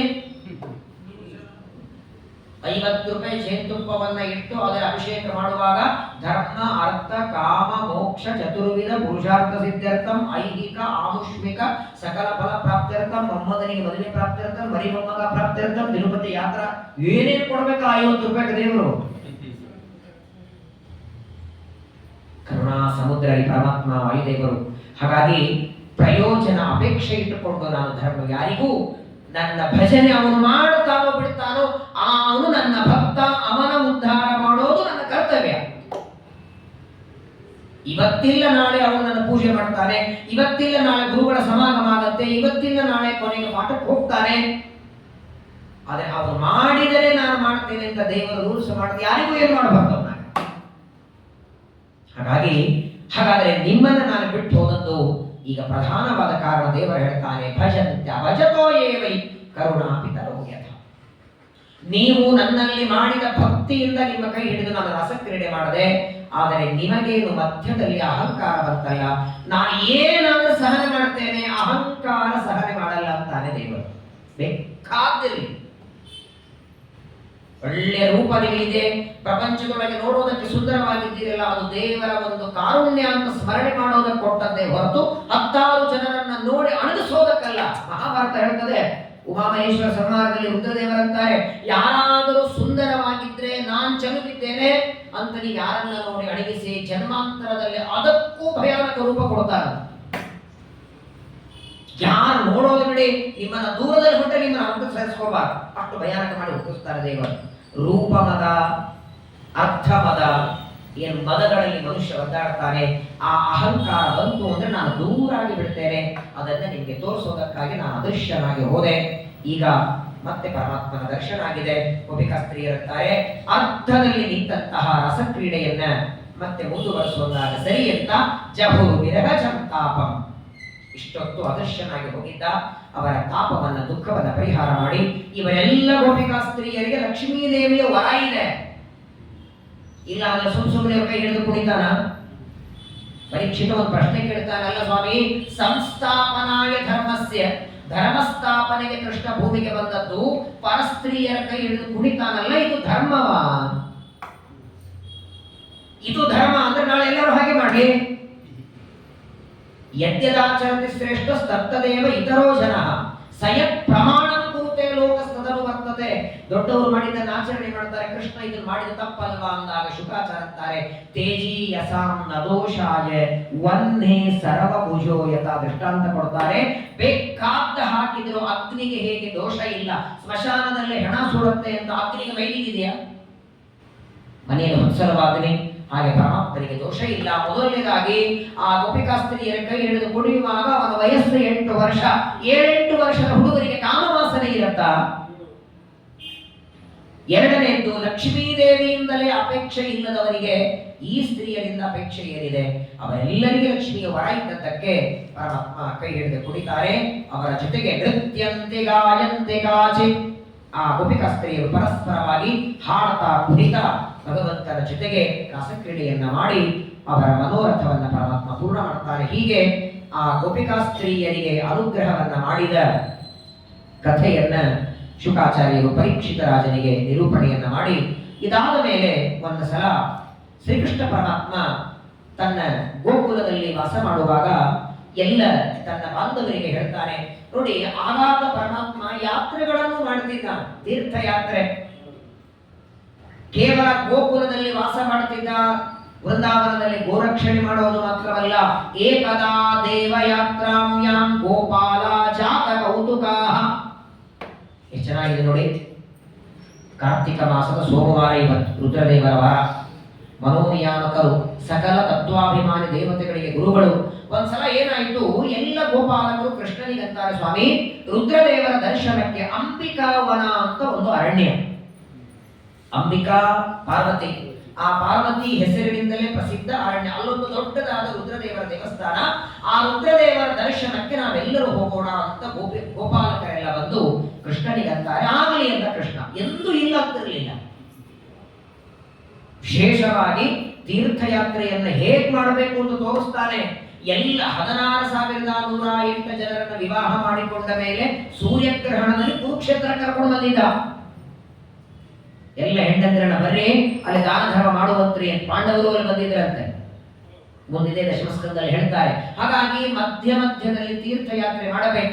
ಆ ರುದ್ರದೇವರ ದರ್ಶನಕ್ಕಾಗಿ ಗೋಪಾಲಕರೆಲ್ಲ ಸಿದ್ಧರಾಗಿದ್ದಾರೆ, ಎತ್ತಿನ ಬಂಡಿಯಲ್ಲಿ ಕೂತ್ಕೊಂಡಿದ್ದಾರೆ. ಪ್ರಯಾಣ ಪ್ರಾರಂಭ ಆಯಿತು, ಬಂದಿದ್ದಾರೆ. ಆ ಅಂಬಿಕಾವನದಲ್ಲಿ ದೊಡ್ಡದಾದ ಸರಸ್ವತಿ ನದಿ. ಎಲ್ಲರೂ ಆ ಅಂಬಿಕಾವನಕ್ಕೆ ಬರ್ತಾರೆ, ನದಿಯಲ್ಲಿ ಸ್ನಾನ ಮಾಡ್ತಾರೆ. ರುದ್ರದೇವರ ಪೂಜೆ ಆಯಿತು. ಅರ್ಘ್ಯಾಪಾದ್ಯ, ಧೂಪ, ದೀಪ, ಅಡಿಗೆ ಪದಾರ್ಥಗಳೆಲ್ಲ ತಂದಿದ್ರು. ಅಲ್ಲೇ ಅರಣ್ಯದಲ್ಲಿ ಒಲೆ ಹೊತ್ತಿಸಿ ಅಡಿಗೆ ಮಾಡ್ತಾರೆ. ನೈವೇದ್ಯ ಆಯಿತು. ಜೊತೆಗೆ ಬ್ರಾಹ್ಮಣರನ್ನು ಕರ್ಕೊಂಡು ಬಂದಿದ್ದರಂತೆ. ಯಾವುದೇ ಯಾತ್ರೆ ಮಾಡಿ ಬ್ರಾಹ್ಮಣರ ಜೊತೆ ಮಾಡ್ಬೇಕಾದ್ರೆ ಪಾತ್ರರ ಸಂಗಡ ಯಾತ್ರೆಯ ಮಾಡಿ ಚರಿಸಿ ವಿಧಾತ್ರ ಪಿತನ ಗುಣ ಸ್ತೋತ್ರಗಳ ಜಗನ್ನಾಥರಂತ. ಯಾಕೆಂದ್ರೆ ಹಿಂದಿನ ಕಾಲದಲ್ಲಿ ನೋಡಿ, ಯಾತ್ರೆಗೆ ಹೋಗುವಾಗ ಒಬ್ಬ ಬ್ರಾಹ್ಮಣರನ್ನ ತಾವೇ ದುಡ್ಡು ಕೊಟ್ಟು ಕರ್ಕೊಂಡು ಹೋಗ್ತಿದ್ರ.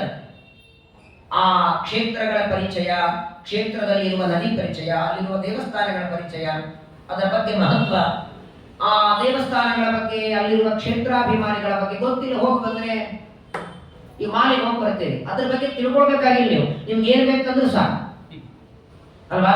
ಈ ಮಾಲ್ ಯಾರು ಕಟ್ಟಿದ್ರು, ಎಷ್ಟು ಇಸ್ವಿ ಕಟ್ಟಿದ್ರು, ಪಾಯ ಯಾರು ಹಾಕಿದ್ರು ಕೇಳ್ತೀರಾ. ಹಂಗೇನೆ ಅದರ ಬಗ್ಗೆ ತಿಳಿದೇ ಇದ್ರೆ ಮಾಲಿಗೆ ಹೋದ್ರು ಹರಿದ್ವಾರ ಹೋದ್ರು ಒಂದೇ ಆಗುತ್ತೆ.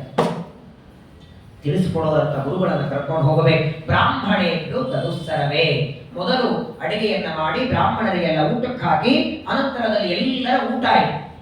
ಊಟ ಆದ ಮೇಲೆ ಅಷ್ಟೊತ್ತಿಗೆ ಸೂರ್ಯಾಸ್ತ ಆಯ್ತು. ಗೋಪಾಲಕರಂತಾರೆ ಕೃಷ್ಣನಿಗೆ, ಇವತ್ತು ರಾತ್ರಿ ಇಲ್ಲೇ ಕಳೆದು ನಾಳೆ ಹೋಗೋಣ. ಅಲ್ಲೇ ನಿಮ್ಮತ್ತೆ ನನಗೆ ಬಾಡಿಗೆ ಕಟ್ಟಬೇಕಾಗಿಲ್ಲ, ಏನಿಲ್ಲ, ಏನು ಹಾಲಿನ ಬಾಡಿಗೆ ಇದೆ, ಓಪನ್ ಜಾಗ, ಅಂಬಿಕಾವನ, ದೊಡ್ಡದಾದ ಸರಸ್ವತಿ ನದಿ ಇದೆ, ಆಯ್ತು ಅಂತ ಎಲ್ಲರಲ್ಲೇ ಉಳಿದಿದ್ದಾರೆ. ಸಾಯಂಕಾಲ ಏನಾಯ್ತಂದ್ರೆ ಸಂಧ್ಯಾ ವಂದನೆ ಮಾಡಬೇಕು ಅಂತ ಹೇಳಿ ಯಮುನಾ ನದಿಗೆ ಕೃಷ್ಣನ ತಂದೆಯಾದ ನಂದ ಸಂಧ್ಯಾ ವಂದನೆ ಬಂದಿದ್ದಾರೆ. ಸಂಧ್ಯಾ ವಂದನ ಮುಗಿಸ್ಕೊಂಡು ಬರುವಾಗ ಒಂದು ದೊಡ್ಡದಾದ ಅಜಗರ ಸರ್ಪ, ದೊಡ್ಡ ಹಾವು ಎದುರುಗಡೆ ಬಂತು. ನಂದ ಗಾಬರಿಯಾಗಿದ್ದಾರೆ. ಎಲ್ಲ ಗೋಪಾಲಕರು ಕೃಷ್ಣ ದೂರದಲ್ಲಿದ್ದಾರೆ. ಇವನೊಬ್ಬರೇ ಬಂದಿದ್ದ ಸಂಧ್ಯಾವಂದನಕ್ಕೆ. ಸಂಧ್ಯಾವಂದನೆ ಮುಗಿಸ್ಕೊಂಡು ನಂದ ಹೋಗ್ತಾ ಇದ್ದಾನೆ. ಅಜಗರ ಸರ್ಪ ಜೋರಾಗಿ ಬಾಯಿ ತೆಗೆದಿದೆ, ಸಂಪೂರ್ಣವಾಗಿ ನುಂಗಿ ಹಾಕಿದೆ. ಕಚ್ಚುವುದಲ್ಲ, ಇಡೀ ಮನುಷ್ಯನನ್ನೇ ನುಂಗು ಹಾಕುವಂತಹ ಶಕ್ತಿ. ಸಮಗ್ರವಾದ ಆ ಕೃಷ್ಣನ ತಂದೆಯಾದ ನಂದನನ್ನ ನುಂಗಿ ಹಾಕಿಬಿಟ್ಟಿದೆ. ಸರ್ಪೋ ಮಾಂ ಗ್ರಸತೆ ತಾತ.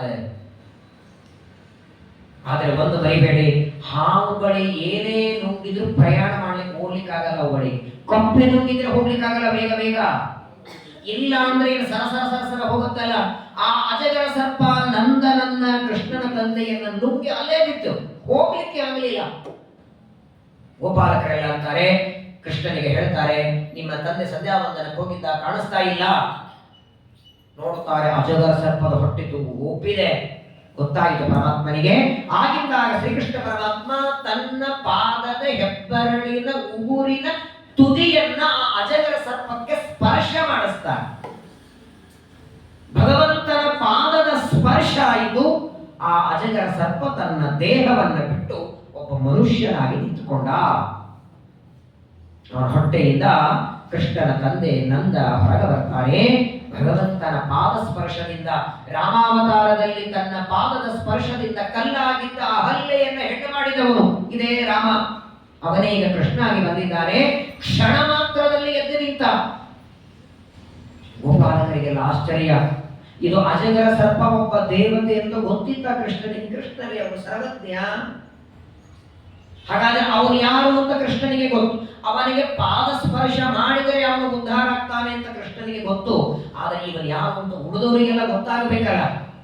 ಏನೋ ಹಾವು ಬಂದು ನಂದನನ್ನ ನುಂಗಿತು, ಕೃಷ್ಣ ಕಾಲ ಮುಗಿಸಿದ, ಉದ್ಧಾರ ಆಯಿತು, ಇವರೆಲ್ಲರ ಸಂದೇಹ ಪರಿಹಾರ ಆಗಬೇಕು ಅಂತ ಕೃಷ್ಣ ಅವನಿಗೆ ಅಂತಾನೆ, ನೀನ್ ಯಾರು, ಯಾಕೆ ಹಾವು ಹಾಕಿದ್ದಿ, ಇವರಿಗೆಲ್ಲ ಹೇಳು. ಆಗ ಅವನು ಹೇಳ್ತಾನೆ, ಅಹಂ ವಿದ್ಯಾಧರ ಕಶ್ಚಿದ ಸುದರ್ಶನ ಇತಿ ಶ್ರುತಃ ಶ್ರಿಯಾ ಸ್ವರೂಪ ಸಂಪತ್ಯ ವಿಮಾನೇನಾಚರಂ ದಿಶಃ. ಅವನು ಹೇಳ್ತಾನೆ, ನನ್ನ ಹೆಸರು ಸುದರ್ಶನ ಅಂತ, ನಾನೊಬ್ಬ ವಿದ್ಯಾಧರ, ನಾನು ನೋಡೋದಕ್ಕೆ ತುಂಬಾ ಸುಂದರನಾಗಿದ್ದೆ. ಎಷ್ಟು ಚೆಲುವಾಗಿದ್ದೆ ಅಂದ್ರೆ, ಒಂದು ದಿನ ನಾನು ಸ್ನಾನ ಮಾಡ್ತಾ ಇರುವಾಗ ನನಗೆ, ಸಾಮಾನ್ಯವಾಗಿ ನಾನು ಈಗ ಹೇಳ್ತಿಲ್ಲ, ಯಾರಿಗೆ ಸೌಂದರ್ಯದ ಮೇಲೆ ಸೌಂದರ್ಯದ ಮೇಲೆ ಅಹಂಕಾರ ಇರತ್ತೆ ಏನಾಗತ್ತೆ ನೋಡಿ. ಸ್ನಾನ ಮಾಡ್ತಾ ಇರುವಾಗ ಅಕಸ್ಮಾತ್ ಆಗಿ ಅಲ್ಲಿಗೆ ಅಂಗಿರಾ ಋಷಿಗಳು ಬಂದರು. ಬ್ರಹ್ಮದೇವರ ಮುಖದಿಂದ ಹುಟ್ಟಿದವರು ಅವರು ಸ್ನಾನಕ್ಕೆ ಬಂದಿದ್ದರು. ನಾನು ಸ್ನಾನ ಮಾಡ್ತಾ ಇರುವಾಗ ಅವರನ್ನ ನೋಡಿದೆ. ಅವರನ್ನ ನೋಡಿ ನನ್ನನ್ನು ನಾನು ಹೊಗಳ್ಕೊಂಡೆ, ಅಯ್ಯೋ ಅವ್ರಿಗಿಂತ ಎಷ್ಟು ಚೆನ್ನಾಗಿದೆ ನೋಡ್ಲಿಕ್ಕೆ, ನನ್ನಲ್ಲಿ ರೂಪ ಇದೆ, ಸಂಪತ್ತು ಇದೆ, ಅಯ್ಯೋ ನೋಡಿ ಪಾಪ ಬಡಕ ಹೋಗಿದ್ದಾರೆ, ತಿಂದು ಎಲುಬೆಲ್ಲ ಕಾಣಿಸ್ತಿದೆ. ರೂಪ ಸೌಂದರ್ಯದ ಮದದಿಂದ, ಅಹಂಕಾರದಿಂದ ಅಂಗಿರಾ ಋಷಿಗಳನ್ನ ಅವಮಾನ ಮಾಡಿ ಅವರ ಜೊತೆಗೆ ವಿರುದ್ಧವಾಗಿ ವರ್ತನೆ ಮಾಡಿದೆ. ಅವರು ನನಗೆ ಕೋಪದಿಂದ ಶಾಪ ಕೊಡ್ತಾರೆ. ಶಾಪವೇ ನುಗ್ರಹಾಯ ಇವೆ. ಯಾವ ಸೌಂದರ್ಯದ ಅಹಂಕಾರದಿಂದ ನನ್ನನ್ನು ನಿಂದೆ ಮಾಡಿದ್ದಿ, ಅಜಗರ ಸರ್ಪನಾಗಿ ಬೀಳುವಂತ ಶಾಪ ಕೊಟ್ಟಾಕ್ಷಣ ನಾನು ಕಾಲಿಗೆ ಬಿದ್ದೆ. ಸ್ವಾಮಿ ತಪ್ಪಾಯಿತು, ಕ್ಷಮ ಮಾಡಿ. ಎಲ್ಲೋ ಅಜಗರನಾಗಿ ನಾನು ಬಿದ್ದರೆ ಉದ್ಧಾರ ಹೇಗೆ? ಶಾಪ ಕೊಟ್ಟಿದ್ದೀರಿ, ಶಾಪದ ಜೊತೆಗೆ ವರಾನು ಕೊಡಿ, ನನ್ನ ಉದ್ಧಾರ ಹೇಗೆ ಅಂದಾಗ ನೋಡಿ ಎಷ್ಟು ಕರುಣೆ ಅಂಗಿರ ಋಷಿಗಳಿಗೆ. ನೀನು ಹಾವಾಗಿ ಈ ಅಂಬಿಕಾವನದಲ್ಲಿ ಬಿದ್ದಿರು, ಮುಂದೊಂದು ದಿನ ಕೃಷ್ಣ ಇಲ್ಲಿ ಯಾತ್ರೆಗೆ ಬರ್ತಾನೆ, ಅವನ ತಂದೆಯನ್ನ ನುಂಗುವ ಸಾಹಸ ಮಾಡು, ಪರಮಾತ್ಮನ ಪಾದದ ಸ್ಪರ್ಶದಿಂದ ನಿನ್ನ ಉದ್ಧಾರವಾಗುತ್ತೆ. ಅಂಗಿರ ಋಷಿಗಳು ವರ ಕೊಟ್ಟಿದ್ದಾರೆ. ಎಷ್ಟು ಜವಾಬ್ದಾರಿ ನೋಡಿ ಕೃಷ್ಣನಿಗೆ. ಯಾರು ಯಾರಿಗೆ ವರ ಕೊಟ್ಟಿರ್ತಾರೆ, ಎಲ್ಲ ಕೊಟ್ಟರು, ಎಲ್ಲ ಇವರೆಲ್ಲ ಅಂಬಿಕಾವನಕ್ಕೆ ಹೋಗೋಣ ಅಂದಾಕ್ಷಣ ಯಾಕೆ ಕೃಷ್ಣ ನಡೀರಿ ಅಂದ? ಇವನು ತಲೆಯಲ್ಲಿ ನೂರಾರು ಆಲೋಚನೆ ಮಾಡ್ತಿರ್ತಾನೆ. ಇವನು ಸುಮ್ಮನೆ ಅಂಬಿಕಾವನಕ್ಕೆ ಹೋಗಿ ಅಲ್ಲೇನೋ ನಾಳೆ ಧಾತ್ರಿ ಹೋಮ, ಆಕ್ಚುಲಿ ಧಾತ್ರಿ ಹೋಮ ಅರಣ್ಯ ಹೊಲದಲ್ಲಿ ಮಾಡ್ಬೇಕಂತ ವನಭೋಜನ. ಅವತ್ತು ನೆಲ್ಲಿಕಾಯಿ ಕೊಂಬೆ ತಂದು ಮನೆಯಲ್ಲಿ ನೆಟ್ಟಿ ಧಾತ್ರಿ ಹೋಮ, ಅದು ಎಲ್ಲಿರುತ್ತೆ ಅಲ್ಲಿ ಹೋಗ್ಬೇಕು. ಮರ ಎಲ್ಲಿದೆ ಅಲ್ಲಿ ಹೋಗಿ ಅಲ್ಲಿ ಅಡಿಗೆ ಮಾಡಿಕೊಂಡು ವನಭೋಜನ ಅಂತ ಕರೀತಾರೆ. ಹೊಲದಲ್ಲಿ ಭೋಜನ ಮಾಡಬೇಕು. ಹಾಗಾಗಿ ಏನೋ ಆ ಅಂಬಿಕಾವನದಲ್ಲಿ ಭೋಜನಕ್ಕಾಗಿ ಬಂದಿರಲಿಲ್ಲ. ಎಷ್ಟು ಆಲೋಚನೆ. ಶ್ರೀಮದಾಚಾರ್ಯರು ಮಾತಾಡ್ತಾರೆ ತತ್ವ ನಿರ್ಣಯದಲ್ಲಿ, ದೇವರು ಮುಂದಿನ ಅವತಾರದಲ್ಲಿ, ಈಗ ಕೃಷ್ಣಾವತಾರದಲ್ಲಿ ಏನೇನು ಮಾಡಬೇಕು ಅಂತ ಡಿಸೈಡ್ ಯಾವಾಗ ಮಾಡ್ತಾರೆ? ಕೃಷ್ಣಾವತಾರದಲ್ಲಿ ಎಷ್ಟು ಜನರ ಮದುವೆ, ಎಲ್ಲಿ ಹೋಗಬೇಕು, ಎಲ್ಲಿ ಇರಬೇಕು, ಇದೆಲ್ಲ ಡಿಸೈಡ್ ಒಂದು ದಿನ ಒಂದು ತಿಂಗಳ ಮೊದಲಲ್ಲ, ಯುಗ ಯುಗಗಳ ಹಿಂದೆ ಡಿಸೈಡ್ ಆಗಿರ್ತದೆ. ಯಾವ ಅವತಾರದಲ್ಲಿ ಏನು ಕೆಲಸ. ಸೀತಾದೇವಿಯನ್ನ ವಿವಾಹ ರಾಮಾವತಾರದಲ್ಲಿ ಎಂದೋ ಡಿಸೈಡ್ ಆಗಿದೆ. ಹಾಗಾಗೇನೆ ನನಗೆ ಎಲ್ಲಾ ಮದುವೆ ಮಾಡ್ಕೊಂಡು ನನಗೆ ಮದುವೆ ತೋರಿಸುವಂತ ಯಶೋದೆ ಕೇಳಿದಾಗ, ಈಗ ಇಲ್ಲ ನಿನಗೆ ಮದುವೆ ನಾನು ಯಾವಾಗ ತೋರಿಸ್ತೇನಂತ ಅಲ್ವಾ ಹೇಳಿದ್? ಯಾವಾಗ? ಯಾಕಂದ್ರೆ ಪದ್ಮಾವತಿಯನ್ನ ವಿವಾಹ ಮಾಡಿಕೊಳ್ಳೋದು ದ್ವಾಪರ ಯುಗದಲ್ಲಿ ಡಿಸೈಡ್ ಆಗಿದೆ. ದ್ವಾಪರ ಯುಗದಲ್ಲಿ ಕೃಷ್ಣನಾದಾಗ 16,108 ಜನರ ಮದುವೆ ತ್ರೇತಾಯುಗದಲ್ಲಿ ಡಿಸೈಡ್ ಆಗಿದೆ. ಯಾವಾಗ ಯಾರನ್ನ ಉದ್ಧಾರ ಮಾಡಬೇಕು. ಇನ್ನೊಂದು ಮಾತು ವಿಜಯದಾಸರು ಹೇಳ್ತಾರಲ್ಲ, ಇಂದಿರಾಪತಿ ಇವರಂದ ವಚನವ ನಿಜಕ್ಕೆ ತಂದು ತೋರ್ಪರು, ತನ್ನ ಭಕ್ತರು ಕೊಟ್ಟ ಮಾತು ಸತ್ಯ ಮಾಡಬೇಕು. ಕೃಷ್ಣ ಅಕಸ್ಮಾತ್ತಾಗಿ ಅಲ್ಲಿಗೆ ಬಂದು ಅವನನ್ನ ಉದ್ಧಾರ ಮಾಡಿರಲಿಲ್ಲ ಅಂದ್ರೆ ಅಂಗಿರ ಋಷಿಗಳ ಮಾತು ಸುಳ್ಳಾಗ್ತಿತ್ತು. ಅದು ಒಂದು ಜವಾಬ್ದಾರಿ ದೇವರಿಗೆ. ಯಾರ್ಯಾರು ತನ್ನ ಭಕ್ತರು ಯಾರಿಗೆ ವರ ಕೊಡ್ತಾರೆ ಸತ್ಯ ಮಾಡಬೇಕು. ಹಾಗಾಗಿ ಪರಮಾತ್ಮ ಉದ್ಧಾರವನ್ನ ಮಾಡಿ ಮಾರನೇ ದಿನ ಬೆಳಗ್ಗೆ ಮತ್ತೆ ರುದ್ರದೇವರ ದರ್ಶನವನ್ನ ಮಾಡಿಕೊಂಡು ಮತ್ತೆ ಎಲ್ಲರೂ ಗೋಕುಲಕ್ಕೆ ಬಂದಿದ್ದಾರೆ. ಹೀಗೆ ಪರಮಾತ್ಮ 8 ವರ್ಷದ ವಯಸ್ಸಿನಿಂದ ಗೋಕುಲದಲ್ಲಿ ನಾನಾ ರೀತಿಯ, ಒಂದು ಕಡೆಗೆ ಗೋಪಾಲಕರ ರಕ್ಷಣೆ, ಆಕಳಗಳ ರಕ್ಷಣೆ, ಕಂಸ ಕಳಿಸಿದ 100 ದೈತ್ಯರ ಸಂಹಾರ, ವಿಪತ್ತುಗಳು, ಒಂದು ಸಲ ಕಾಡಿಗಿಚ್ಚಿನಿಂದ, ಒಂದು ಸಲ ವಿಷದ ಬಾಧೆಯಿಂದ, ಪ್ರಚಂಡವಾದ ಇಂದ್ರದೇವರ ಹಾಕೋ ಮಳೆಯಿಂದ, ಎಲ್ಲ ಆಪತ್ತುಗಳಿಂದ ಗೋಪಾಲಕರನ್ನ ರಕ್ಷಣೆ ಮಾಡುತ್ತಾ ಕೃಷ್ಣ ಪರಮಾತ್ಮ ಗೋಕುಲದಲ್ಲಿ ಇರುವಾಗ ಒಂದು ದಿನ ನಾರದರು ಬರ್ತಾರೆ. ತ್ರಿಲೋಕ ಸಂಚಾರ ಮಾಡುವ ನಾರದರು ಬರ್ತಾರೆ. ನಾರದರನ್ನ ಸ್ವಾಗತ ಮಾಡಿ ಅರ್ಘ್ಯ ಪಾತ್ರೆಗಳಿಂದ ಪೂಜೆ ಮಾಡ್ತಾರೆ. ಕೃಷ್ಣ ಪರಮಾತ್ಮ ಅಂತಾರೆ ನಾರದರಿಗೆ, ಇಲ್ಲಿವರೆಗೆ ಬಂದಿದ್ದೀರಿ. ನಾರದರಂತಾರೆ, ಸ್ವಾಮಿ ನೀನು ಅವತಾರ ಮಾಡಿದ್ದಕ್ಕೆ ದೇವಕಿಯ ಗರ್ಭದಿಂದ ನೀನು ಬರುವಾಗ ನಾರದರು ಪ್ರಾರ್ಥನೆ ಮಾಡಿಕೊಂಡದ್ದು ನಿನಗೆ ಭೂಮಿಗೆ ಭಾರರಾದ ದುಷ್ಟ ದೈತ್ಯರ ಸಂಹಾರ ಆಗಬೇಕು ಅಂತ. ನೀನೀಗಾಗಲೇ 100 ದೈತ್ಯರನ್ನ, ಪೂತನ, ಶಕಟಾಸುರ, ತೃಣಾವರ್ತ, ಅರಿಷ್ಟಾಸುರ, ಕಾಕಾಸುರ, ವ್ಯೋಮಾಸುರ, ಬಕಾಸುರ, ಬೇರೆ ಬೇರೆ ಪ್ರಾಣಿಗಳ ಪಕ್ಷಿಗಳ ರೂಪದಲ್ಲಿ ಬಂದ ದೈತ್ಯರನ್ನ ಕೊಂದಿದ್ದೆ. ಆದರೆ ಆ ಎಲ್ಲಾ ದೈತ್ಯರನ್ನ ನಿನ್ನ ಹತ್ರ ಕಳಿಸ್ತಿದ್ದಲ್ಲ ನಿನ್ನ ಸೋದರ ಮಾವ ಕಂಸ, ಅವರ ಸಂಹಾರ ಬೇಗ ಆಗಬೇಕು. ಭೂಮಿಯ ಭಾರ ಕಡಿಮೆ ಮಾಡುವುದಕ್ಕೆ ಅವತಾರ ಮಾಡಿದವರು ನೀನು. ಆದಷ್ಟು ಬೇಗ ಆ ಕಂಸನ ಸಂಹಾರ ಮಾಡಿ, ಜರಾಸಂಧನನ್ನ ಭೀಮಸೇನ ದೇವರಿಂದ ಸಂಹಾರ ಮಾಡಿಸಿ, ರಾಜಸೂಯಾಗದ ಸಂದರ್ಭದಲ್ಲಿ ಶಿಶುಪಾಲನ ಸಂಹಾರ ಮಾಡಿ, ಎಲ್ಲ ದುಷ್ಟ ದೈತ್ಯರ ಸಂಹಾರ ಆಗಬೇಕು. ಶೀಘ್ರದಲ್ಲಿ ಕಂಸನ ಸಂಹಾರ ಮಾಡುವಂತ ಗೋಕುಲಕ್ಕೆ ಬಂದು ಕಂಸನ ಸಂಹಾರ ಮಾಡುವಂತೆ ಕೃಷ್ಣನಿಗೆ ಪ್ರಾರ್ಥನೆ ಮಾಡಿಕೊಂಡ್ರು. ಇದೇ ನಾರದರು ಮಥುರಾ ಪಟ್ಟಣಕ್ಕೆ ಬಂದರು. ಅಲ್ಲಿಂದ ಮಥುರಾ ಪಟ್ಟಣಕ್ಕೆ ಬಂದು ಕಂಸನಿಗೆ ಅಂತಾರೆ, ಯಾಕೋ ಕಂಸ ಮುಖ ಎಲ್ಲ ಬಾಡಿದೆಲ್ಲ, ಏನಾಯ್ತು? ನಾರದರೆ ಬನ್ನಿ, ಏನ್ ಹೇಳಿ, ನನ್ನ ಶತ್ರು ಎಲ್ಲಿದ್ದಾನೆ ಅಂತ ಹುಡುಕಬೇಕು, ಅವನನ್ನ ಕೊಲ್ಲಬೇಕು ಅಂತ ಪೂತನೆಯನ್ನ ಆರಂಭ ಮಾಡಿ ಕೇಶಿ ಅನ್ನುವ ದೈತ್ಯನವರೆಗೆ ಕಳಿಸ್ತಾ ಹೋದೆ. ಒಬ್ರು ಬಂದು ಹೇಳಿಲ್ಲ ಕೃಷ್ಣನನ್ನ ಕೊಂದೆ ಅಂತ. ಹೋದವರೆಲ್ಲ ಫೋಟೋ ಹಾರನೆ. ತುಂಬಾ ಟೆನ್ಷನ್ ಆಗಿದೆ, ಹೇಗೆ ಕೊಲ್ಲುವುದು ಅಂತ ಗೊತ್ತಾಗ್ತಿಲ್ಲ. ಆ ಕೃಷ್ಣ ಪರಮಾತ್ಮನನ್ನ, ಅರ್ಥಾತ್ ನನ್ನ ಶತ್ರು ನನ್ನ ತಂಗಿಯ ಮಗನನ್ನ ಕೊಲ್ಲೋದು ಹೇಗೆ ಅಂದಾಕ್ಷಣ ನಾರದರಂತಾರೆ, ನಿನಗೊಂದು ರಹಸ್ಯ ಹೇಳ್ತೇನೆ, ಕೂತ್ಕೋ ಅಂದ್ರು. ಇವತ್ತಿನವರೆಗೆ ನಿನಗೆ ಗೊತ್ತಿಲ್ಲದಿರುವ ಒಂದು ರಹಸ್ಯ ಹೇಳ್ತೇನೆ. ಏನ್ ರಹಸ್ಯ ಅಂದ್ರೆ, ಮೊದಲನೇದ್ದು, ನಿನ್ನ ತಂದೆ ತಾಯಿ ಯಾರ ಗೊತ್ತಾ? ಕಂಸ ಅಂತಾನೆ, ಉಗ್ರಸೇನ ನನ್ನ ತಂದೆ. ಅದೇ ನೀನು ತಿಳ್ಕೊಂಡ ತಪ್ಪು. ಅದು ಇವರೆಲ್ಲ ಯಾದವರು ಒಂದು ರಹಸ್ಯ ಮುಚ್ಚಿಟ್ಟಿದ್ದಾರೆ, ಕೂತ್ಕೋ ಅಂತ ಹೇಳಿ ಕಂಸನಿಗೆ ಜನ್ಮ ರಹಸ್ಯವನ್ನ ನಾರದರು ಹೇಳ್ತಾರೆ. ನಾರದರ ಕೆಲಸವೇ ಇದು, ಭೂಮಿಯ ಭಾರ ಹರಣ ಮಾಡುವುದಕ್ಕೆ ಭಗವಂತನ ಒಂದು ಸೇವೆ. ಒಂದು ಹೇಳ್ತಾರೆ ನಾರದರು, ಏನಾಯ್ತಂದ್ರೆ, ನೀನು ಉಗ್ರಸೇನನ ಮಗ ಅಲ್ಲ, ನಿನ್ನ ತಂದೆ ಬೇರೆ. ಒಂದು ದಿನ ಮಾತಾಮಹ ಮಹಾಭಾಗ ಕದಾಚಿತ್ ಕಮಲೇಕ್ಷಣ ವಿಚಾರ ಗ್ರಹದೋದ್ಯಾನೆ ಮಂದಮಾರುತ ಜೀವಿತೆ. ನಾರದರು ತನಗೆ ಹೇಳಿದ ತನ್ನ ಜನ್ಮದ ರಹಸ್ಯವನ್ನ ಎಲ್ಲ ತನ್ನ ಮಂತ್ರಿಗಳಿಗೆ ಕಂಸ ಹೇಳ್ತಾನೆ. ತನ್ನ ರಹಸ್ಯವನ್ನ ನನಗೆ ನಾರದರು ಹೇಳಿದ್ದನ್ನ ಹೇಳ್ತಾನೆ. ಏನಾಯ್ತಂದ್ರೆ, ಮದುವೆಯಾದ ಮೇಲೆ, ಅರ್ಥಾತ್ ಉಗ್ರಸೇನನ ಮದುವೆಯಾದ ಮೇಲೆ ಒಂದು ದಿನ ಉಗ್ರಸೇನನ ಹೆಂಡತಿ ಒಳ್ಳೆ ಅಲಂಕಾರ ಮಾಡಿಕೊಂಡು ಹೂವಿನ ತೋಟದಲ್ಲಿ ಹೂಗಳನ್ನು ತರೋದಕ್ಕೆ ಬಂದಿದ್ದಾಳೆ. ಅದೇ ಸಂದರ್ಭದಲ್ಲಿ ಆಕಾಶದಲ್ಲಿ ಒಬ್ಬ ಗಂಧರ್ವ ಸಂಚಾರ ಮಾಡುತ್ತಿದ್ದ. ಒಳ್ಳೆ ರಮ್ಯವಾದ ಹೂವಿನ ತೋಟ, ಮಂದಾಗಿ ಗಾಳಿ ಬೀಸ್ತಾ ಇದೆ, ಹೂವಿನ ಪರಿಮಳ ಬರ್ತಾ ಇದೆ.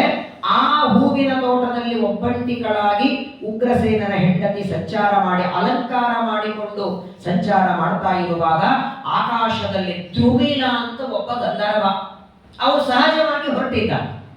ಆ ದ್ರುಮಿಲ ಗಂಧರ್ವ ಭೂಮಿಯಲ್ಲಿ ನೋಡಿದ ಉಗ್ರಸೇನನ ಹೆಂಡತಿ ಒಬ್ಬಂಟಿಗಳಾಗಿ ಸಂಚಾರ ಮಾಡ್ತಾ ಇರೋದನ್ನ ನೋಡಿ ಅವನೇನು ಮಾಡ್ತಾನೆ, ಗಂಧರ್ವ ತನ್ನ ರೂಪವನ್ನ ಬದಲಾಯಿಸಿ ಉಗ್ರಸೇನನ ರೂಪ ಹಾಕಿಕೊಂಡ. ಉಗ್ರಸೇನನಂತೆ ವೇಷವನ್ನ ಹಾಕಿಕೊಂಡು ಅಲ್ಲಿಗೆ ಬರ್ತಾನೆ. ಅಲ್ಲಿ ಬಂದದ್ದು ತನ್ನ ಗಂಡ ಅಂತ ತಿಳಿದುಕೊಂಡು ಅಜಾನತ, ಬಂದದ್ದು ಯಾರು ಅಂತ ಗೊತ್ತಾಗಲಿಲ್ಲ ಅವಳಿಗೆ. ಅವನ ಹಾಕಿದ ವೇಷವನ್ನ ನೋಡಿ ತಾಂ ಆಸಸಾರ್ಥ ಕಾಮಾರ್ಥ, ಬಂದವನು ಗಂಡ ಅಂತ ತಿಳ್ಕೊಂಡು ಅದೇ ಹೂವಿನ ತೋಟದೊಳಗೆ ಅವನ ಜೊತೆಗೆ ವಿಹಾರ ಮಾಡ್ತಾಳೆ. ಆ ವಿಹಾರ ಮಾಡಿದ್ದಕ್ಕೆ ಗರ್ಭಧಾರಣೆಯಾಯಿತು. ಆ ನಂತರ ಗೊತ್ತಾಯಿತು ಇವನು ಗಂಡನಲ್ಲ, ಇವನು ಗಂಧರ್ವ. ಗಂಡನ ವೇಷ ಹಾಕಿಕೊಂಡು ಬಂದು ಮೋಸ ಮಾಡಿದ್ದಾನೆ ಅಂತ ಗೊತ್ತಾದಾಗ ಉವಾಚ ಕಸ್ತ್ವಂ ಕಿತಾಚಾರ್ಯ ಗರ್ಹಿತಂ ದುರಾತ್ಮನ ಏನ ಕೃತಂ ತ್ವಯೇದೃಶ. ಬೈತಾಳೆಗಳು, ಯಾರು ನೀನು? ಯಾವಾಗ ಇವನು ಗಂಧರ್ವನ ವೇಷವನ್ನ ಹಾಕೊಳ್ತಾನೆ, ಆಗ ಉಗ್ರಸೇನನ ವೇಷ ಬಿಡ್ತಾನೆ, ಆಗ ಜೋರಾಗಿ ಬೈತಾಳೆ, ಎಂತಹ ಕೆಲಸ ಮಾಡಿದ್ದಿ ನೀನು, ಬೇರೆ ವೇಷವನ್ನ ಹಾಕಿಕೊಂಡು ನನಗೆ ಮೋಸ ಮಾಡಿದ್ದೆ ಅಂತ ಜೋರಾಗಿ ಅಳತಾ ಅವನನ್ನ ಬೈಯುವಾಗ ಗಂಧರ್ವ ಹೇಳ್ತಾನೆ, ಚಿಂತೆ ಮಾಡಬೇಡ, ನಾನು ಗಂಧರ್ವ, ಆದರೆ ನಿನ್ನಲ್ಲಿ ಹುಟ್ಟುವಂತಹ ನನ್ನ ಮಗ ಬಲಿಷ್ಠನಾಗಿ ಹುಟ್ಟುತ್ತಾನೆ, ಮಹಾಪರಾಕ್ರಮಿಯಾಗಿ ಹುಟ್ಟುತ್ತಾನೆ, ಅವನಿಗೆ ಎಲ್ಲ ಶಕ್ತಿ ಸಾಮರ್ಥ್ಯಗಳು ಬರ್ತವೆ. ಅದೆಲ್ಲ ಸರಿ, ಮಗ ಏನು ಹುಟ್ಟುತ್ತಾನೆ ಬೇಕಾದಷ್ಟು, ಆದರೆ ನನಗೆ ಪಾತಿವ್ರತ್ಯದ ದೋಷ ಬರಲ್ವಾ ಅಂತ ಅವಳು ಕೇಳ್ತಾಳೆ. ನನ್ನ ಗಂಡನನ್ನ ಬಿಟ್ಟು ಪರಪುರುಷನ ಸಂಘ ಮಾಡಿದ್ದಕ್ಕೆ ನನಗೆ ದೋಷ ಬರಲ್ವಾ ಅಂದ್ರೆ, ನೋಡಿ ಗಂಧರ್ವರಿಗೆ ವರ ಕೊಡೋ ಸಾಮರ್ಥ್ಯವೂ ಇರ್ತದೆ. ಅವನು ಹೇಳ್ತಾನೆ, ಇತಿ ಬ್ರುವಂತಂ ಸಾ ಭೂಯ ಪ್ರಾಹ ಕ್ರಾಧ ಕುಲೇಂದ್ರಿಯ ಕಿಮ್ಮಾಂ ಸಾಂತ್ವಯತ ಭೂಯಃ ಕೃತ್ವೇತ್ತಂ ದುಷ್ಟಚೇಷ್ಟಿತಂ. ಮಾಡೋ ಕೆಲಸ ಏನು ಕೆಟ್ಟ ಕೆಲಸ ಮಾಡಿ ಈಗ ಒಳ್ಳೆ ಮಗ ಹುಡ್ತಾನೆ ಅಂತಿದ್ಯಲ್ಲ ಅಂದಾಗ ಅವನಂತಾರೆ, ನಾನು ನಿನಗೆ ವರ ಕೊಡ್ತೇನೆ, ನಿನ್ನ ಪಾತಿವ್ರತ್ಯ ಭಂಗ ಬರದೇ ಇರೋ ಹಾಗೆ ವರವನ್ನ ಕೊಡ್ತೇನೆ ಅಂತ ಗಂಧರ್ವ ವರವನ್ನೂ ಕೊಡ್ತಾನೆ, ಜೊತೆಗೆ ಅನುಗ್ರಹವನ್ನು ಮಾಡಿ ಅದೃಶ್ಯನಾಗಿ ಹೋಗಿಬಿಟ್ಟ. ಅನಂತರದಲ್ಲಿ 9 ತಿಂಗಳಾದ ಮೇಲೆ ನಾನು ಹುಟ್ಟಿ ಬಂದೆ. ಯಾವತ್ತು ನಾನು ಹುಟ್ಟಿದೆ ಅವತ್ತಿನಿಂದ ನಮ್ಮ ತಂದೆಯಾದ ಉಗ್ರಸೇನನಿಗೆ ಗೊತ್ತಾಯಿತು ಇವ ನನ್ನ ಮಗ ಅಲ್ಲ ಅಂತ. ಅವತ್ತಿನಿಂದಲೇ ನನಗೂ ನಮ್ಮ ತಂದೆಗೂ ದ್ವೇಷ. ಅದಕ್ಕೆ ಪ್ರಧಾನವಾದ ಕಾರಣ ಈ ಕೃಷ್ಣ, ನನ್ನ ತಂಗಿಯ ಮಗನಾದ ಕೃಷ್ಣ. ಒಂದು ಮಾತು ನಾನು ಹೇಳಿದ್ದೆ, ವಸುದೇವ ದೇವಕಿಯರನ್ನ ಕಂಸ ಬಂಧನದಲ್ಲಿ ಇಟ್ಟಿದ್ದ. ಯಾವಾಗ 8ನೇ ಗರ್ಭದಿಂದ ಮರಣ ಇದೆ ಅಂತ ಆಕಾಶವಾಣಿ ಕೇಳಿ ಆ ಬಂಧನ ಯಾವಾಗ ಬಿಡಿಸ್ತಾನೆ? 2 ಸಲ ಒಟ್ಟಿಗೆ ಬಂಧನ ಆಗಿತ್ತು. ಬಂಧನ ಆಗಿದ್ದು 2 ಬಾರಿ, ಬಿಡಿಸಿದ್ದು 2 ಬಾರಿ. ಮೊದಲನೇ ಸಲ ಇವಳಲ್ಲಿ ಹುಟ್ಟುವ 8ನೇ ಗರ್ಭದಿಂದ ಮರಣ ಅಂದಾಗ ಬಂಧನ ಮಾಡಿದ್ದ, ಕೈಕಾಲಿಗೆ ಹಾಕಿ ಕಟ್ಟಿದ್ದ. 8ನೇ ಗರ್ಭ ಹುಟ್ಟಿತು, ಆ ಮಗುವನ್ನು ಕಳಿಸಿದರು, ಹೆಣ್ಣು ಬಂತು, ಆಕಾಶಕ್ಕೆ ಹಾರಿ ಹೋಯಿತು. ಆಗ ಬಿಡಿಸ್ತಾನೆ. ನಿಮ್ಮಲ್ಲೇ 8ನೇ ಗರ್ಭ ಹುಟ್ಟುತ್ತದೆ ಅಂತ ನಾನು ತಿಳ್ಕೊಂಡಿದ್ದೆ, ತಪ್ಪಾಯಿತು, ಕ್ಷಮಾ ಮಾಡಿ ಅಂತ ಬಿಡಿಸಿದ. ಯಾವಾಗ ನಾರದರು ಬಂದು ಇದೆಲ್ಲ ರಹಸ್ಯವನ್ನ ಹೇಳಿ ನೀನು ಇಷ್ಟು ಘೋರ ಆಗೋದಕ್ಕೆ ಅಥವಾ ನಿನಗೆ ರಾಜ್ಯ ಸಿಗಬಾರದು ಅಂತ ಎಲ್ಲ ಸಂಚ ಮಾಡಿದ್ದು ಕೃಷ್ಣ. ಅದಕ್ಕೆ ಪೂರ ಕಾರಣ ಅಂದ್ರೆ ಈ ನಿನ್ನ ತಂಗಿ ಗಂಡ. ದೊಡ್ಡ ತಪ್ಪು ಅವರು ಮಾಡಿದ ದೊಡ್ಡ ತಪ್ಪು ಅಂದ್ರೆ ಮಗ ಸತ್ತೋಗಿದ್ದಾನೆ. 8ನೇ ಗರ್ಭ ಹೆಣ್ಣಾಗಿ ಆಕಾಶಕ್ಕೆ ಹಾರಿ ಹೋಯಿತು ಅಂದ್ರಲ್ಲ, ಅದು ಹಾರಿ ಹೋಗಿಲ್ಲ. 8ನೇ ಗರ್ಭ ಸ್ವತಃ ನಿನ್ನ ತಂಗಿಯ ಗಂಡ ವಸುದೇವ ಮಥುರೆಯಿಂದ ಗೋಕುಲ ಬೈದಿಟ್ಟಿದ್ದಾನೆ ಅಂತ ರಹಸ್ಯ ನಾರದರು ಅಂತ ಹೇಳ್ತಾರೆ 2ನೇ ಸಾರಿ. ಆಗ ಮತ್ತೆ ಕೋಪ ಬರ್ತದೆ.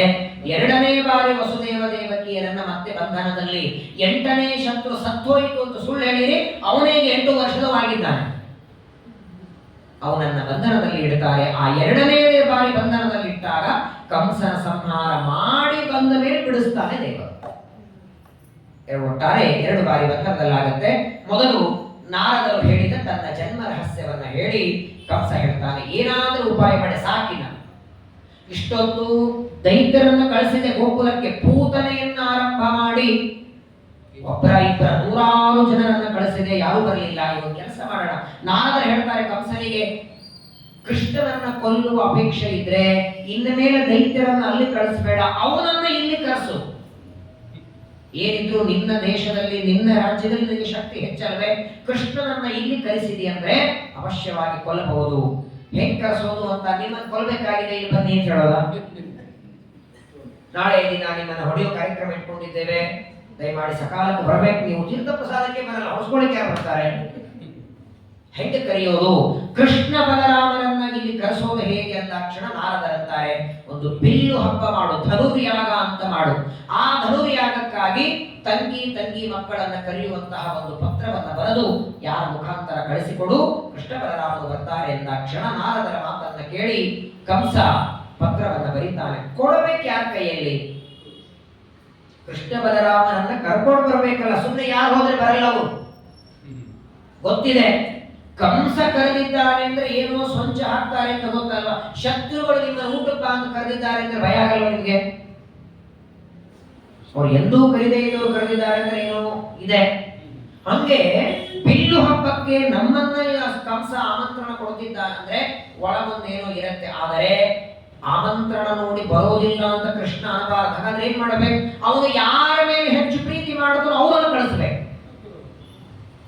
ಹೆಚ್ಚು ಪ್ರೀತಿ ಮಾಡೋ ವ್ಯಕ್ತಿ ಹೋದರೆ ನಮ್ಮ ಮೇಲಿನ ದ್ವೇಷದಿಂದ ಬರಬಾರದು ಅಂತ ಅನಿಸಿದರೂ ಕರೆಯೋದಕ್ಕೊಂದು ಮುಖ ನೋಡಿ ಬರ್ತೇನೆ ಅನ್ಬೇಕು. ಅವು ಅಂಥವ್ರು ಯಾರಿದ್ದಾರೆ ಅಂದಾಗ ನೋಡಿ, ಆಗಿನ ಕಾಲದಲ್ಲಿ ಮಥುರೆಯಿಂದ ಎಲ್ಲರೂ ಹೋಗಿಬಿಟ್ಟಿದ್ರು.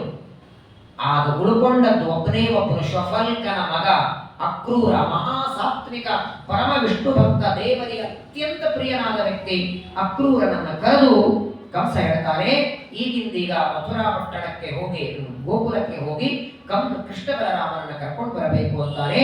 ಆದರೆ ಅಕ್ರೂರ ಆಗಲ್ಲ ಅಂತಾನೆ. ಯಾಕಂದ್ರೆ ಕೇವಲ ಕೃಷ್ಣ ಬಲರಾಮನನ್ನ ಕರ್ಕೊಂಡು ಬರಬೇಕು ಅಂತ ಕಂಸ ಹೇಳಿದ್ರೆ ಪ್ರಯತ್ನ ಮಾಡ್ತಿದ್ನೋ ಏನೋ, ಎಲ್ಲ ಸತ್ಯ ಹೇಳಿಬಿಟ್ಟ ಅಕ್ರೂರ. ನೀನು ಕೃಷ್ಣ ಬಲರಾಮನನ್ನ ಇಲ್ಲಿ ಕರ್ಕೊಂಡು ಬಾ, ಧನುರ್ಯಾಗ ಅನ್ನುವ ನಿಮಿತ್ತದಿಂದ ಕರ್ಕೊಂಡು ಬಾ, ನಾನು ಅವರನ್ನ ಇಲ್ಲಿ ಸಂಹಾರ ಮಾಡ್ತೇನೆ. ಹಾಗಾದ್ರೆ ನಾನು ಕೃಷ್ಣನನ್ನ ಕರ್ಕೊಂಡು ಬರುವುದು ಸಂಹಾರಕ್ಕೆ ಅಂತ ಯಾವಾಗ ಗೊತ್ತಾಯಿತು ನೋಡಿ, ಹೋಗೋದಕ್ಕೆ ಮನಸ್ಸು ಬರಲಿಲ್ಲ ಅಕ್ರೂರನಿಗೆ. ಆಗೋದಿಲ್ಲ ಅಂತಾನೆ, ಬೇಡ ಅಂತಾನೆ. ಕಂಸ ಅಂತಾರೆ, ನಾನು ರಾಜ, ನನ್ನ ಆಜ್ಞೆ ನೀನು ಕೇಳಲೇಬೇಕು, ರಾಜಾಜ್ಞೆ ಮೀರುವ ಹಾಗಿಲ್ಲ ಅಂತ ಬಹಳ ಮನಸ್ಸಿನಿಂದ ಕಂಸ ಹೇಳ್ತಾನೆ. ಕೆಲವು ಸಲ ಅನಿವಾರ್ಯ ಹೀಗಾಗತ್ತೆ, ಇಚ್ಛೆ ಇಲ್ಲದೆ ಇದ್ರೂ ಮಾಡುವ ಪ್ರಸಂಗ ಇರ್ತದೆ ಒತ್ತಡಕ್ಕೆ. ಆದರೆ ಯಾಕೆ ಒಪ್ಕೊಂಡ ಅಕ್ರೂರ? ಕೃಷ್ಣ ಬಲರಾಮನನ್ನ ಕರ್ಕೊಂಡು ಬಂದ್ರೆ ಕಂಸ ಕೊಲ್ತಾನೆ, ಆ ಕಂಸ ಕೊಲ್ಲೋದ್ರೊಳಗೆ ನಂದು ಒಂದು ಭಾಗ ಆಗುತ್ತಲ್ಲ. ಕರ್ಕೊಂಡು ಬಂದದ್ದಕ್ಕೆ ಪಾಪದಲ್ಲಿ ಭಾಗಿಯಾಗ್ತೇನೆ ಅಂತ ಭಯ ಇದ್ರೂ ಕೂಡ ಹೋಗೋದಕ್ಕೆ ಯಾಕೆ ಒಪ್ಪಿಕೊಂಡ ಅಂದ್ರೆ, ಕೃಷ್ಣನನ್ನ ಕರೆಯೋದಕ್ಕೆ ಹೋಗುವ ನಿಮಿತ್ತದಿಂದ ದರ್ಶನ ಆಗತ್ತಲ್ಲ, ಕೃಷ್ಣ ದರ್ಶನ ಲಾಲಸ. ಮುಂದಾಗಲಿ ಏನಾದ್ರು ದೇವರು ಉಪಾಯ ಮಾಡ್ತಾರೆ, ಏನಾದರೂ ಒಂದು ದೇವರು ಪರಿಹಾರ ಮಾಡ್ತಾರೆ. ಸರಿ, ಹೂ ಅಂದ್ಬಿಟ್ಟ. ಮೊದಲು ಬೇಡ ಅಂತಿದ್ದ ಕಂಸನ ನೋಡಿ ನಾನು ಕರೀಲಿಕ್ಕೆ ಹೋಗೋದಿಲ್ಲ, ನಾಳೆ ನೀನು ಕೃಷ್ಣ ಬಲರಾಮನನ್ನ ಕೊಂದ್ರೆ ಆ ಪಾಪದಲ್ಲಿ ನಾನು ಭಾಗಿಯಾಗ್ತೇನೆ ಅಂತ ಮೊದಲು ಬೇಡ ಅಂದ. ಆಮೇಲೆ ಇಡೀ ರಾತ್ರಿ ಆಲೋಚನೆ ಮಾಡ್ತಾನೆ, ಅಲ್ಲ ನಾನು ಎಷ್ಟು ಮೂರ್ಖಿದ್ದೇನೆ ಅಂತಾನೆ. ಯಾವ ಭಗವಂತನಿಗೆ ಜನ್ಮ ಇಲ್ಲ ಮರಣ ಇಲ್ಲ, ಅವನು ನೀವು ಹೇಳ್ಕೊಳ್ತಾನೆ. ಜನ್ಮ ಮರಣ ರಹಿತನಾದ ಪರಮಾತ್ಮನಿಗೆ ಇವನು ಕೊಲ್ಲೋದೆಲ್ಲಿಂದ ಬರೋದೆಲ್ಲಿಂದ? ಅನಂತ ಜನ್ಮಗಳ ಪುಣ್ಯ ದರ್ಶನ ಮಾಡೋ ಭಾಗ್ಯ ಸಿಗತ್ತೆ, ಬೇಡ ಅನ್ನಲ್ಲ ನಾವು. ತನ್ನನ್ನೇ ತಾನು ಬೈಕೊಳ್ತಾನೆ, ಮನಸ್ಸಿನಲ್ಲಿ ವಿಚಾರ ಮಾಡಿದ. ಪ್ರಾತಃ ಕಾಲದಲ್ಲಿ ಎದ್ದು ಹೋಗ್ತೇನೆ ಅಂತ ಹೊರಡುತ್ತಾನೆ. ಇವತ್ತು ಕೃಷ್ಣ ಕ್ರೂರ ಹೊರಟಿದ್ದಾನೆ, ನಾಳೆ ಸಾಯಂಕಾಲ 6:30 ಬರ್ತಾನೆ ಮಥುರೆಗೆ. ಆಕ್ಚುಲಿ ಅವ್ನು ಬಂದು ಸಾಯಂಕಾಲನೇ ಗೋಧೂಳಿ ಮುಹೂರ್ತಕ್ಕೆ ಬರ್ತಾನೆ. ಆದ್ರೆ ಇವತ್ತು ರಾತ್ರಿ ಬೆಳಗ್ಗೆ ಬಿಟ್ಟು ಸಾಯಂಕಾಲ ಬಂದಿರ್ತಾನೆ. ಕಲಿಯುಗದಲ್ಲಿ ಸ್ವಲ್ಪ ದೂರ ಆಗಿದೆ, ಡಿಸ್ಟೆನ್ಸ್ ಆಗಿ ಬೆಂಗಳೂರಿಂದ ಹೋಗ್ಬೇಕಲ್ಲ, ಆಗ ಬರೀ ಮಥುರೆಯಿಂದ ಹೋಗಿದ್ದ ಗೋಕುಲಕ್ಕೆ. ಹಾಗಾಗಿ ಪ್ರಾತಃ ಕಾಲ ಬಿಟ್ಟು ಸಾಯಂಕಾಲದವರೆಗೆ ಬರ್ತಾನೆ. ಅಕ್ರೂರ ಬಂದಾಗ ಅಕ್ರೂರ ಮತ್ತು ಕೃಷ್ಣರ ಮಧ್ಯದಲ್ಲಿ ನಡೆಯುವ ಮಾತುಗಳು, ಅದನ್ನು ನಾಳೆ ದಿನ ಶ್ರವಣ ಮಾಡೋಣ. ವಿಶೇಷವಾಗಿ ಕಂಸನ ಸಂಹಾರ ಆಗಬೇಕು, ಶ್ರೀಕೃಷ್ಣ ಪರಮಾತ್ಮನ 16,108 ಜನ ಸ್ತ್ರೀಯರ ವಿವಾಹ ಆಗಬೇಕು. ಇನ್ನು ದಶಮ ಸ್ಕಂದ ತುಂಬಾ ವಿಸ್ತಾರವಾದದ್ದು, ವಿಶಾಲವಾದದ್ದಿದೆ. ಆದಷ್ಟು ಶೀಘ್ರವಾಗಿ, ಯಾಕಂದ್ರೆ ದಶಮ ಸ್ಕಂದವನ್ನ ಅನಿವಾರ್ಯವಾಗಿ ನಾವು ಮುಗಿಸಲೇಬೇಕಿಲ್ಲ. ನೈಮಿಷಾರಣ್ಯದಲ್ಲಿ ಏಕಾದಶ, ದ್ವಾದಶ 2 ಸ್ಕಂದಗಳ ವಿಶೇಷವಾದ ಪ್ರವಚನ ಇರುತ್ತೆ. ಇನ್ನು ಮುಂದಿನ ದಿನಗಳಲ್ಲಿ ಶೀಘ್ರವಾಗಿ ಕೃಷ್ಣ ಪರಮಾತ್ಮನ ಎಲ್ಲ ಚರಿತ್ರೆಯನ್ನ ಶ್ರವಣ ಮಾಡಿ ಪರಮಾತ್ಮನ ಅನುಗ್ರಹ ನಮ್ಮ ಮೇಲಾಗಲಿ. ಈ ಎಲ್ಲ ಕಥೆಗಳಲ್ಲಿ ನಾವೆಲ್ಲರೂ ತಲೆಯಲ್ಲಿ ಇಟ್ಕೊಳ್ಬೇಕಾದದ್ದು, ಯಾವಾಗ ಭಕ್ತರಿಗೆ ಆಪತ್ತು ಬಂದಾಗೆಲ್ಲ ಅವರವರ ಆಪತ್ತನ್ನು ಪರಿಹಾರ ಮಾಡಿ ಗೋಪಾಲಕರ ರಕ್ಷಣೆ ಮಾಡಿದ ಹಾಗೆ ನಮಗೆ ಇವತ್ತಿನವರೆಗೆ ಬಂದದ್ದು ಅಥವಾ ಇನ್ನು ಮುಂದೆ ಬರಬಹುದಾದ, ಅವನು ಸರ್ವಜ್ಞ, ಅವನಿಗೆ ಎಲ್ಲ ಗೊತ್ತಿದೆ, ಇನ್ನು ಮುಂದೆ ಬರಬಹುದಾದ ಎಲ್ಲ ಆಪತ್ತುಗಳನ್ನು ದೂರ ಮಾಡಿ ಆಯುಷ್ಯ ಆರೋಗ್ಯವನ್ನು ಕೊಟ್ಟು ನಿರಂತರ ಭಾಗವತಾದಿ ಗ್ರಂಥಗಳ ಶ್ರವಣ ಮಾಡುವ ಭಕ್ತಿಯನ್ನು ಕೃಷ್ಣ ಪರಮಾತ್ಮ ಕರುಣಿಸಿಕೊಳ್ಳಿ ಅಂತ ಪ್ರಾರ್ಥನೆಯನ್ನ ಮಾಡ್ತಾ, ನಾಳೆ ಸಾಯಂಕಾಲ ಅಕ್ರೂರ ಕೃಷ್ಣನ ಮನೆಗೆ ಬರ್ತಾನೆ. ಕೃಷ್ಣ ಮತ್ತು ಅಕ್ರೂರ ಮಧ್ಯದಲ್ಲಿ ನಡೆದ ಆ ಮಾತುಗಳನ್ನ ನಾಳೆ ದಿನ ಶ್ರವಣ ಮಾಡೋಣ. ಶ್ರೀಕೃಷ್ಣ ಶ್ರೀಯಮಾಪ್ನೋತಿ ವಾರಾಯುಷ್ಯವರ್ಧನಂ ನಕ್ಷತ್ರಾಧರತೆ ಪಾಪಂ ಯೋಗಾದ್ ರೋಗ ನಿವಾರಣಂ